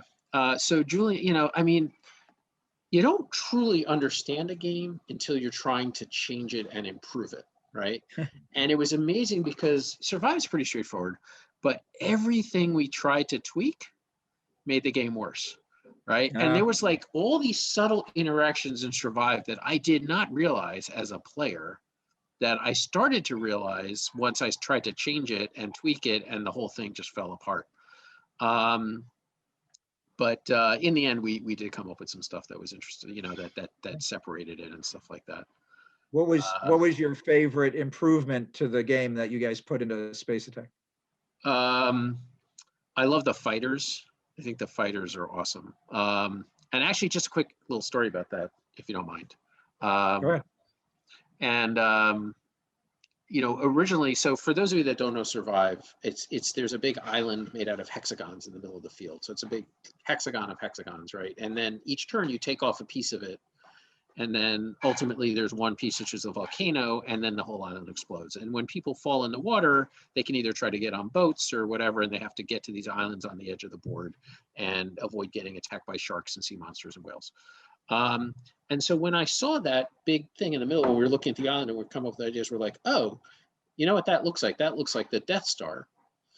Why don't we make this game being, why don't we make this, the theme of it is that you're all the people on the Death Star and it's being attacked by the rebels instead of being attacked by monsters, right? And, you have to try to, and you've said, screw this, enough with the Empire, I'm out of here. And you're all jumping off the Death Star to try to, because it's going down and you're trying to get out of there. But obviously, it wasn't going to be Star Wars. It wasn't going to be Star Wars IP, but just, whatever. Right. It's Inspiration. Inspiration, right. And so we went down that way. And actually, we kind of liked it. And actually, we added a little tweak that it may not blow up. And actually, you had a choice of staying on the space station and defending it. We put little laser batteries on it. You could actually shoot at the other ships that were flying around. Right. And if it survived to the end, then the people that were on the ship scored points. Still on there, it stayed behind, they scored points. But if the ship blew up, then only the people that actually escaped scored points. Yeah, that reminds me a little of Red November, right? That's kind of a same thing. Yeah, right. Where with the little escape pod. You want to be gnomes fleeing a sinking ship or whatever they were. Right. Yeah, exactly. Drunk gnomes. Drunk persons. Yeah. But it was really interesting because when you rethemed, so we rethemed there's in the original there's whales, sharks, and sea monsters, and when we rethemed it basically to fighters and bombers and I don't remember something else, whatever it was, right? And in the original one, sharks, if you're in the water without a boat, you're called a swimmer. And swimmers can get killed if a shark moves into a space with a swimmer, they get eaten and they're removed from the game. Or if the sea monster moves in. If the whale moves in, they're okay. Whales will only destroy boats, but whales won't actually destroy swimmers. Sea monsters will destroy both. And so we had like little fighters. We had little fighters was one of the enemies that we had. So instead of whales, sharks, like I said, we had fighters and bombers and something else. And it was the exact same rules, okay? The exact same rules for the fighter, that the fighters were like the sharks. If the fighters moved into a space with floating astronaut people, you took them off the board, okay? But we played it with like an 8-year-old or 9-year-old, we tried it, and just psychologically, strafing people floating through space feels much, much worse than getting eaten by a shark. I don't know why. To this day, I do not know why it feels so different. It's exactly the same thing. You move the piece in, you take the pawns off, right? But it didn't feel right. It just felt Right. terrible. And It's probably just the idea of agency, right? Like, why is it okay to shoot a zombie in a video game, but not okay to, shoot your neighbor, right? You Yeah, could and do so I both. guess you kind of feel like it's a person that, there's somebody in that fighter that's making that decision to shoot a defenseless person floating through space. Right. Yeah. So Okay. I think so we actually ended up in the actual game, we went back to monsters, right? So now they're actually modeled after little Space Invaders guys. They kind of that's what the graphic designer decided to go with. So they're very abstract, just space alien type creatures, and that works fine. They're space sharks, and it's fine. So that was so it was just interesting from a psychology standpoint seeing that. I mean, the other and some of the other stuff that so like we ended up keeping fighters, but we kept them as a different type. In the original, there's the only boat are life rafts that you can get on that move very slowly. We actually added fighters that can move any distance in a straight line, but they only hold one guy. And if you end in the same space as one of those monsters, you actually can take the monster off the board and then later paradrop it on any place you want on the board, shogi-like, which is a real fun dynamic that adds a lot more interaction. It's a lot more as kind of interactive and competitive a game as Survive is. This kind of takes it a step above because you can like just start dropping monsters right next to your friends and family. That's horrible. As someone who's played a lot of Survive already, I'm cringing at the idea of that. So we actually have a question from one of our guests in the audience. They wanted to know what was the process for deciding how to approach the process of improving the game. We didn't really have a brief. I mean, well, I take that back. We did have kind of a vision statement for this. So the publisher said, look, I want it to be, it needs to be obviously Survive. I want it to be basically the same complexity level, can be a little bit more complex. And I want it people to want to own both. I don't want it like if they buy the space version, they don't need the island version or vice versa. So, we were always, that was when the process was really just dissecting the existing system, right? We looked at it and we're like, okay, like there's 3 levels, there's beach, and then the beaches go away first, and then the forest goes away, and then the mountains go away. What if we tweaked that? What if we just like all random? Or what if we added 4 different types? Or what if we changed what those tiles do when you flip them over? And then like people moving the boats. What if they move this way? What if they do this differently? Or the aliens. So basically we isolated each game element on its own and kind of brainstormed around each element. And most of them, everything we came up with was worse. We ended up, like I said, we kept the fighters. We also did keep the laser batteries on the space station, so you could actually shoot the aliens. You couldn't shoot the other players. The laser batteries could only shoot the monsters that were trying to attack you. So you could use it, and then you captured them the same way, and you could drop them on the board. So you could use it offensively because you could grab a monster to put in front of your friend that was racing for the exit, the warp point, or you could use it defensively by protecting your own people. So that added some interesting stuff. So basically, we divvied it up on a very low level mechanically, and then kind of brainstorm each of those and reassembled it in a way that wouldn't make 8-year-olds cry. But that's part of the fun of the game, is making the 8-year-olds cry. It's true. It's true. You've been in my family. I see you've grown up there. Right. So, well, that's great. Well, it's a really fun reimagining of a really great game. I recommend both of them. They're both fun. So let me ask a little bit about Fog of War, which you talked a fair amount about, if I'm not mistaken, on Ludology, right? You kind of didn't you have an episode where you kind of went through your process with Fog of War? But I do remember that was a game you had been working on for a while. What was like? How did you know that game was ready to debut? Right. That game took from the day I did the first ideas on that to when it was published was 14 years. Right. Yeah, which is a bit of time for a game. It's a bit of time. Yeah. I mean that was interesting because I was really trying to problem solve in that one. I mean, there was nothing nobody had done anything like what I wanted to do in that game.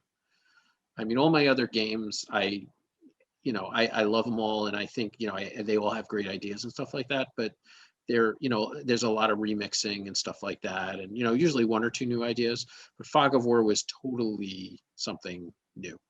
And I didn't mention, but when I was in college and stuff, I played a lot of war games. I played a lot of strategic level World War II, Napoleonic games and stuff like that. I like those big scale games. But like if you're playing a World War II game in Europe, right? There's always there was a lot of strategic surprises in World War II. Like the Russians were caught completely flat-footed by the German attack. The Germans had no idea where the Allies were going to assault on D-Day, or if they were going to attack in the south of France or whatever. I mean, there was a lot of those kind of surprises that I never thought were well modeled in those games. Loved them as much as I did. You always saw a gigantic lineup of German troops on the border with Russia, before they were going to attack, and they all had artificial rules about how that was going to work. The Russians were not allowed to move their pieces, or the Germans got double strength against Russians the first turn they attacked. There was always some surprise rule. And the Allies, when they invaded, like in Third Reich or World in Flames or any of those games, when it's your turn as the Allies, you can look at all the German defenses and say, oh, they messed up. That piece should have been one hex over. There's a weak point here. This is where I'm going to invade. Right. Whereas the reality is, I love reading history books. The reality is that, the D-Day was planned for years, every last little detail. And they could not just like the last minute say, they go here. I mean, if all of a sudden the Germans move all their forces to Normandy, they would either have to just go for it and hope for the best, or just completely cancel it. Right. It wasn't just like all of a sudden they can attack Calais. So I wanted to capture that. But I wanted it where you could just make these plans. So you could plan operations, and that you had to plan them over multiple turns of what you were going to do.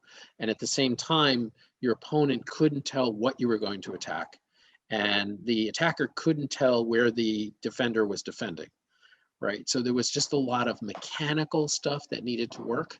And, I'm very, very happy with where it ended up. I've actually kind of back in the Fog of War game now after it came out. I don't remember how many years ago it came out, but I'm working again on some enhancements of it, and like a second version of it, and some Pacific stuff.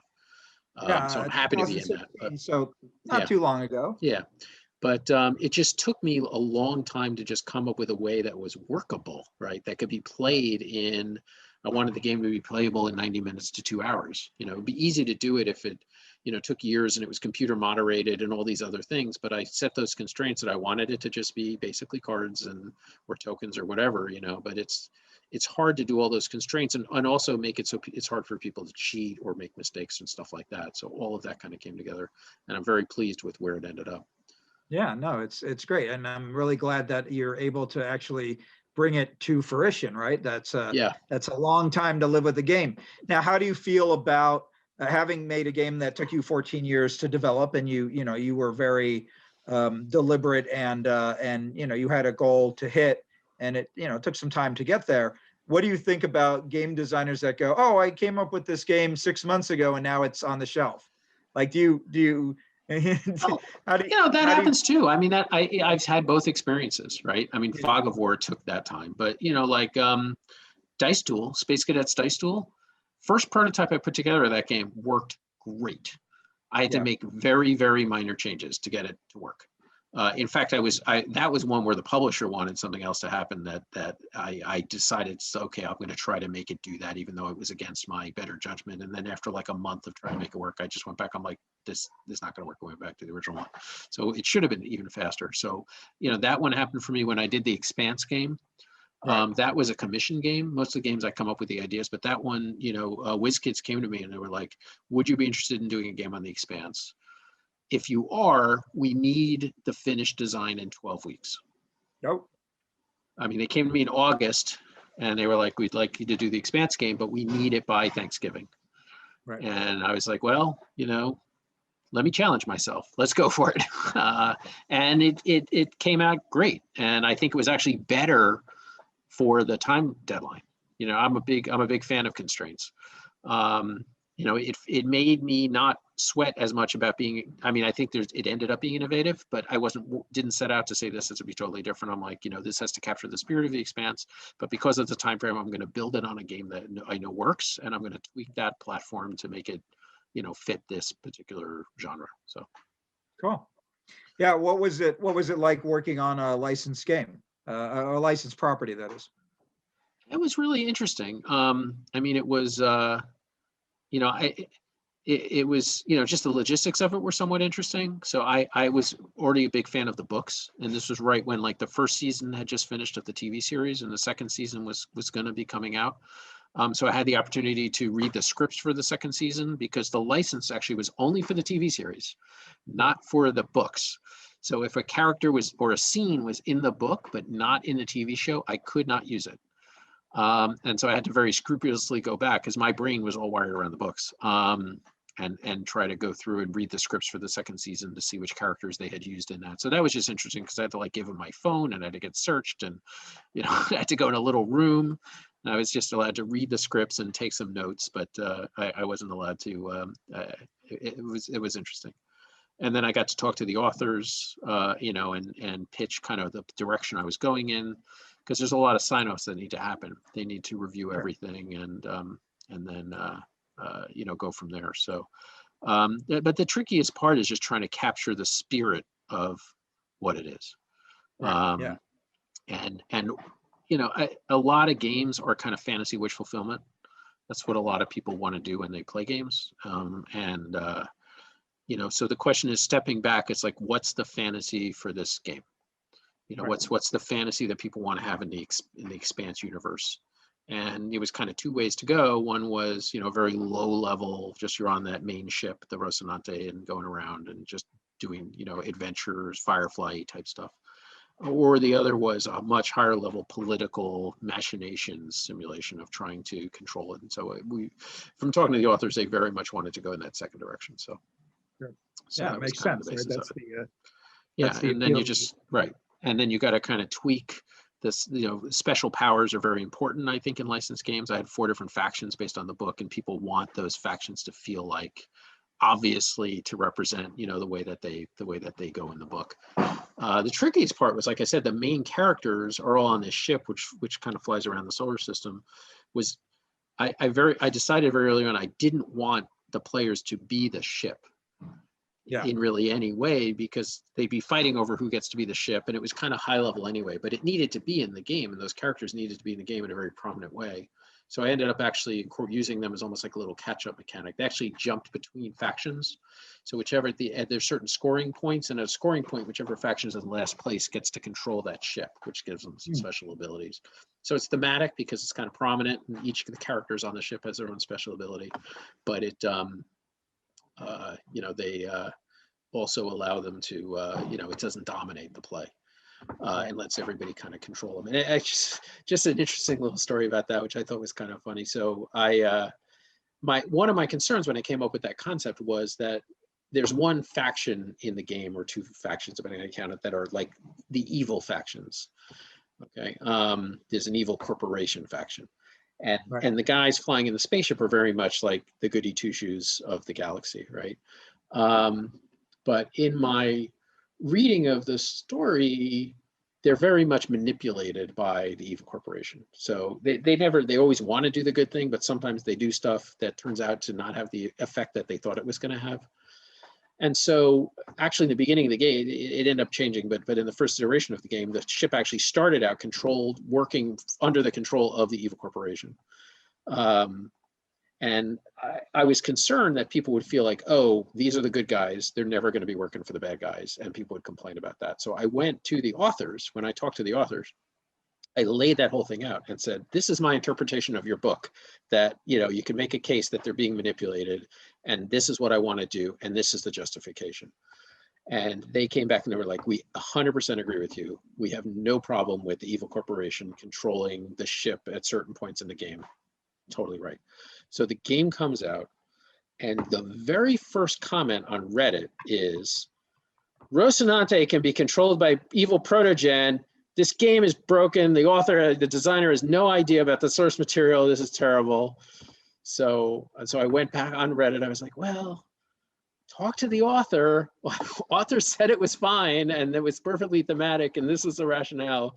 But I just felt like I needed that cover because I knew it was going to come out. And it was literally like the very first comment. It was just crazy. Why is that? Why is always the first comment? Why is Reddit crazy? Well, no, why, you say, why is always the first comment from on any project always just the negative one? Right? Like, I don't Because know they why. have strong feelings and they got to get Yes. out there with their strong feelings about whatever it is. Yeah. Internet. All right. Speaking of which, another game that you had published in 2018 was a co-design with your Ludology co-host, which started kind of as a joke, if I'm not mistaken. Yes. And that was Trade on the Tigris, which, what was the original title for that? Trading in the Mediterranean. Which you guys said was like every game was trading in the Mediterranean. Well, that was back in that day when we started that. Yeah, we decided, which was maybe in retrospect a terrible idea, but we decided we were going to design a game on the podcast, like in real time. Of course, designing a game is 90% just like cutting out pieces of paper and, typing in a computer or whatever, which doesn't make for great radio. But, we did it. And I think people got a lot out of it, at least the different steps. We do a lot of stuff behind the scenes, but then we'd get together and brainstorm and talk about what we found. So yeah, and as an original concept, we decided, the big knock on there were so many games that were just about trading in the Mediterranean. So we wanted to do a game called Trading in the Mediterranean, which was an unused title at the time, but said we're going to make it a game that people want to play. And the kicker for us is that after we finished it, we got it out there, we pitched it as many people trading in the Mediterranean, and nobody was interested in the game. And so we went back and rethemed it as Sumerian or Babylonian, whatever. We called it Trade on the Tigris. Right. And rethemed the whole thing, and it sold like instantly under the new title. So I guess nobody does want a game called Trading in the Mediterranean. Well, do you think that, after all those years of you guys making fun of that there's so many games about trading in the Mediterranean, I suppose a joke can go too far. Absolutely. Right. Well, people buy into it, right? They're like, you're right.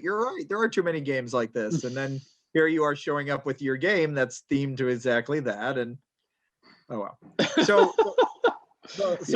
let me ask you, would it's just you part of my marketing acumen. I'm right there, right at the cutting edge of what people are looking for in games. Hopefully that is in your new book.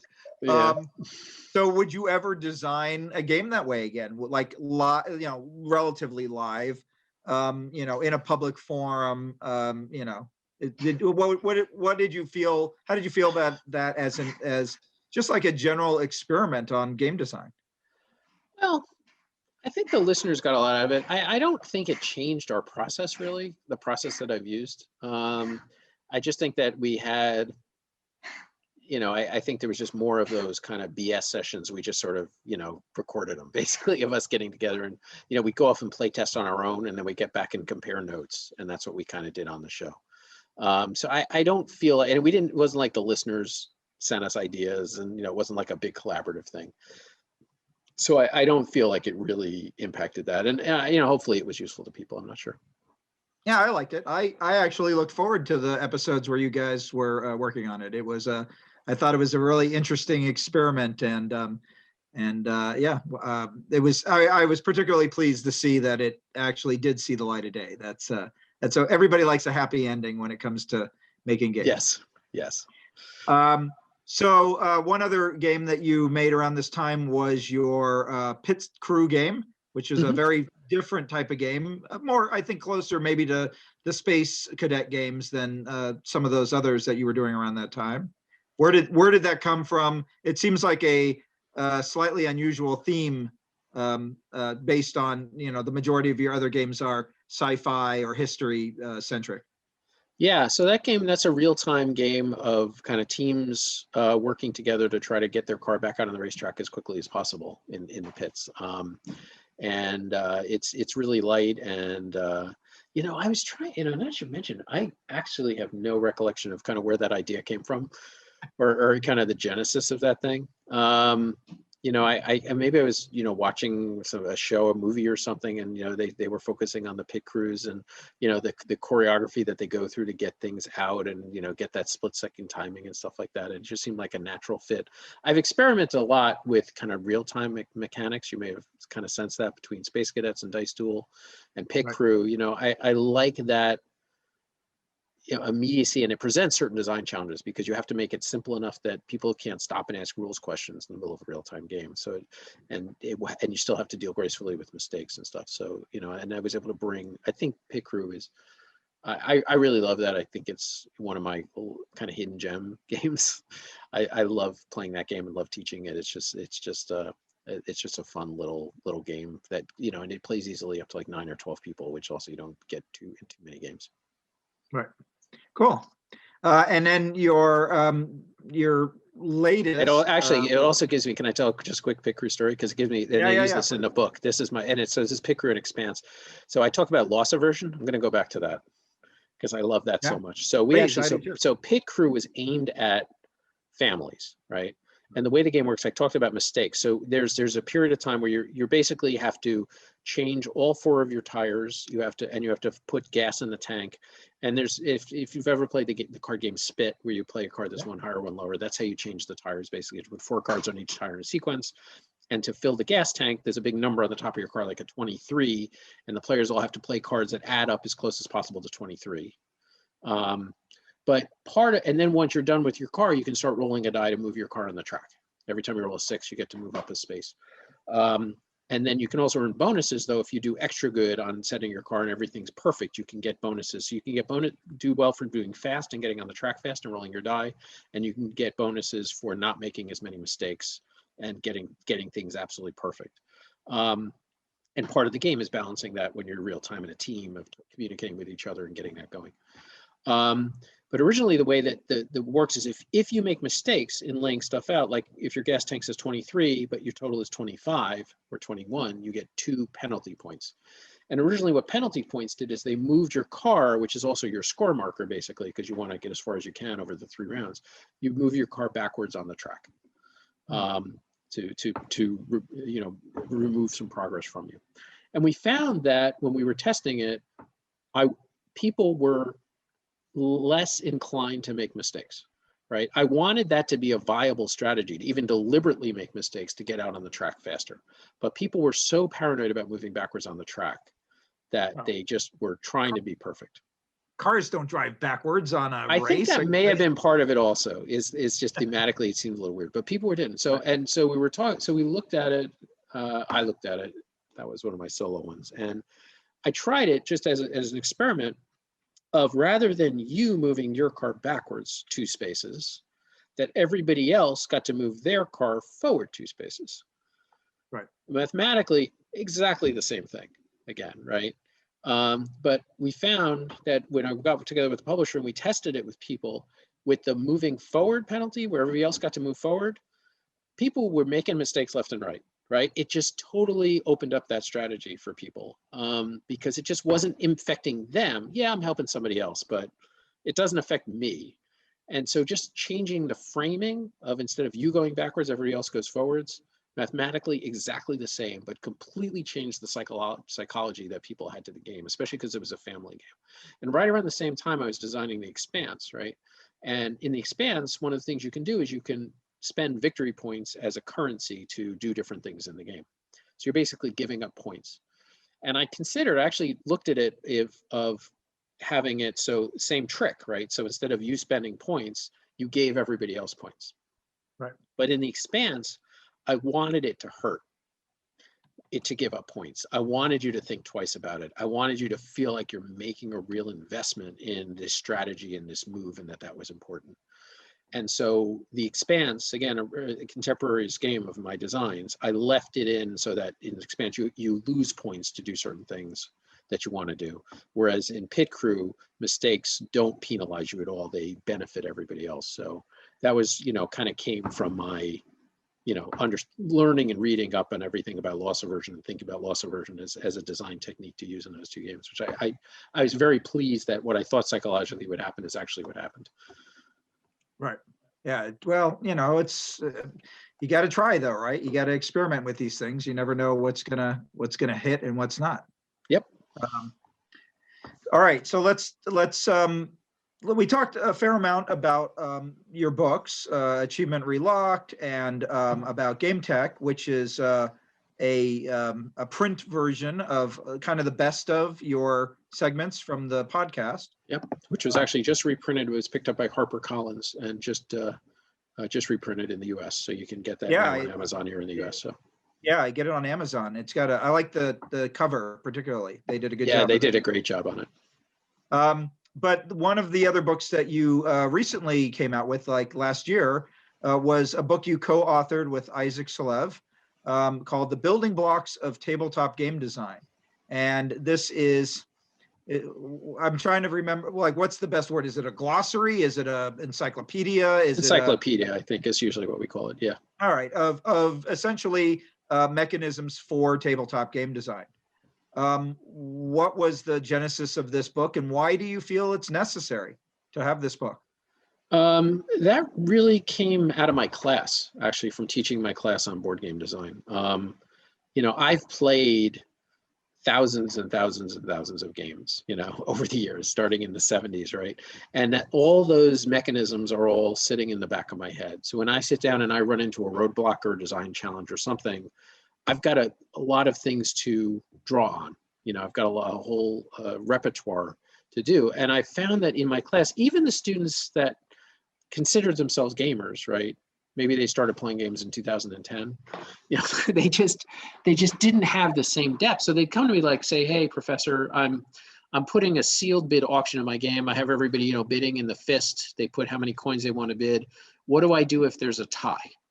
Right? And I immediately know like 5 different ways of dealing with that situation. You can have a priority token that moves around the table based on who broke the last tie. You could have it based on a secondary currency. You could have it, based on who's closest to the first player, who's furthest from the first player, whatever, right? I mean, just boom, boom, boom, boom, boom.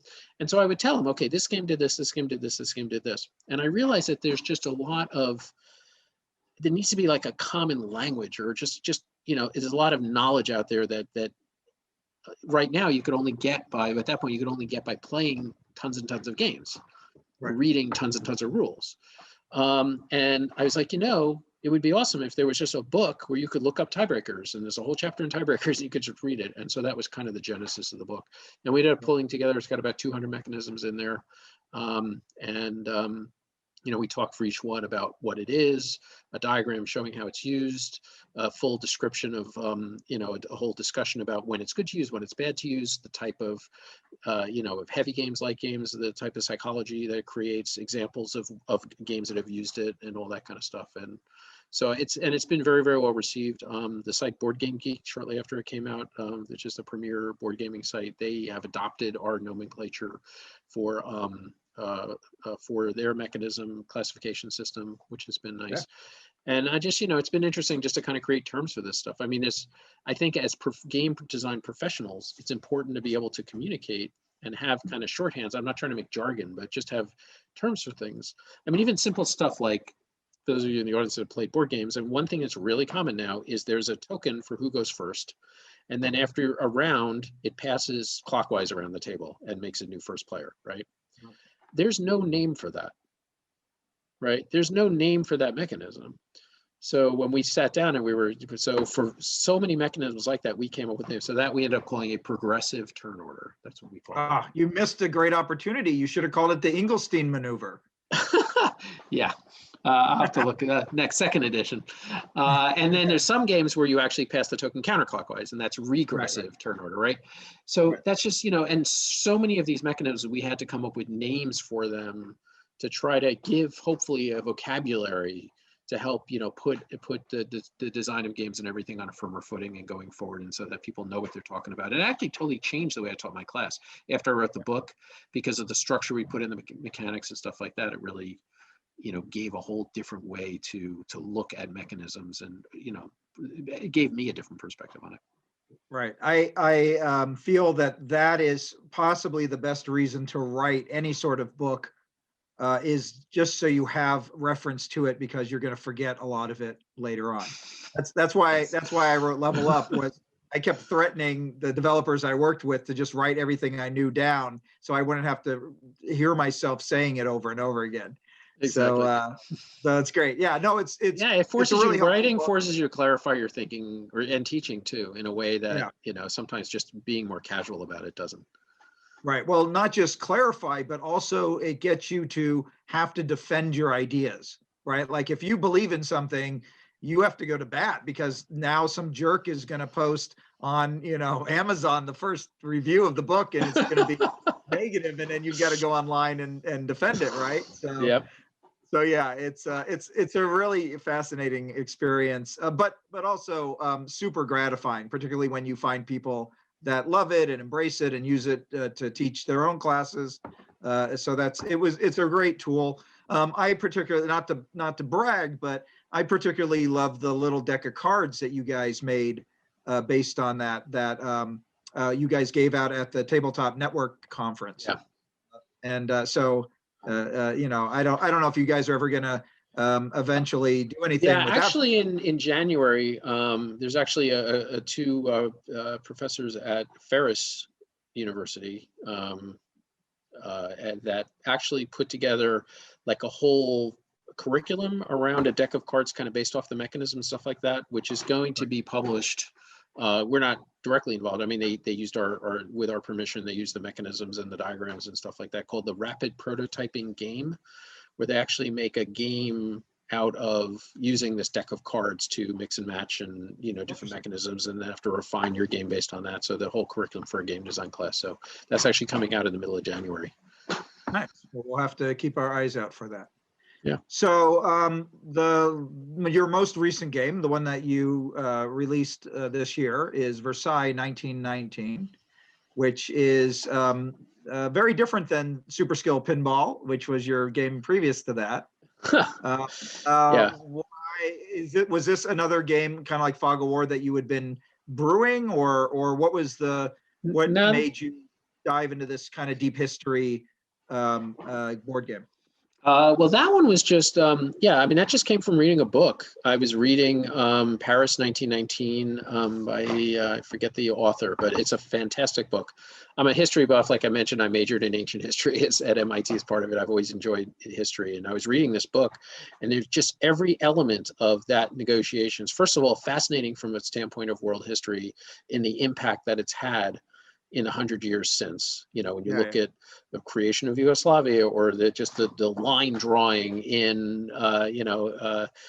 in the Middle East, which we're still living with now, all these countries that were just created out of nothing. Just so many elements of that.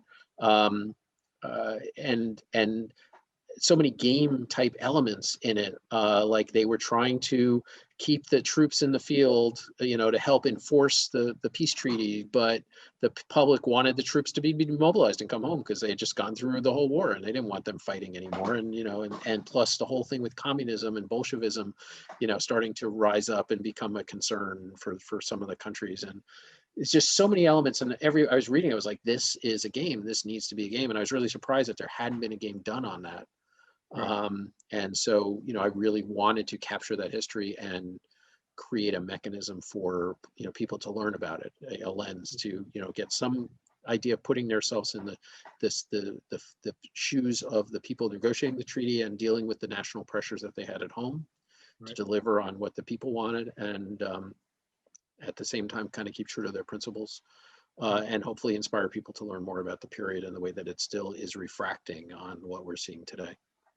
Have you thought about making an educational guide to go with the game, so that way it could be used in schools as like a module on European history or something like that? Potentially. I mean, it might be a little bit too complicated, but yeah, potentially I could do that. I hadn't considered that, but that's a good idea. Thanks, Scott. Yeah, cool. All right, there you go. First one's for free. Awesome. So we're about at time. So I'm gonna, first of all, I want to remind everybody that we are going to have some networking afterwards. We're going to break out into some breakout groups and get everybody a chance to kind of meet each other and talk. And Geoff, are you staying for that? I can stick around for a little bit. Yeah. Okay, great. And I'll be popping in as well, and we can get to know each other a little better and talk more about games. But I want to ask you, first of all, thanks for coming and making the time. It was really great to see you. You know, we Yeah. chit chat a little bit on Slack, but it's nice to see your face again. Yeah, thanks so much for inviting me. It was a blast. Of course, yeah. So my last question is, what is next for Geoff Engelstein? I actually have a crazy Kickstarter coming out sometime in the first half of next year, which is also done with my son, a game called Nova League. We did a reimagined take on the old 1947 vibrating electric football game. Oh, fun. And that's going to be launching on Kickstarter as a science fiction-y game where we actually made it so it's strategic and playable, and all the characters in the game have special abilities that they can use, and it is so much fun to play. So that's called Nova League. People are interested in following that on the off chance. We just have some photos of the minis and stuff posted right now. We're going to be posting the rules and some videos of gameplay soon. It's novaleague.net is the website.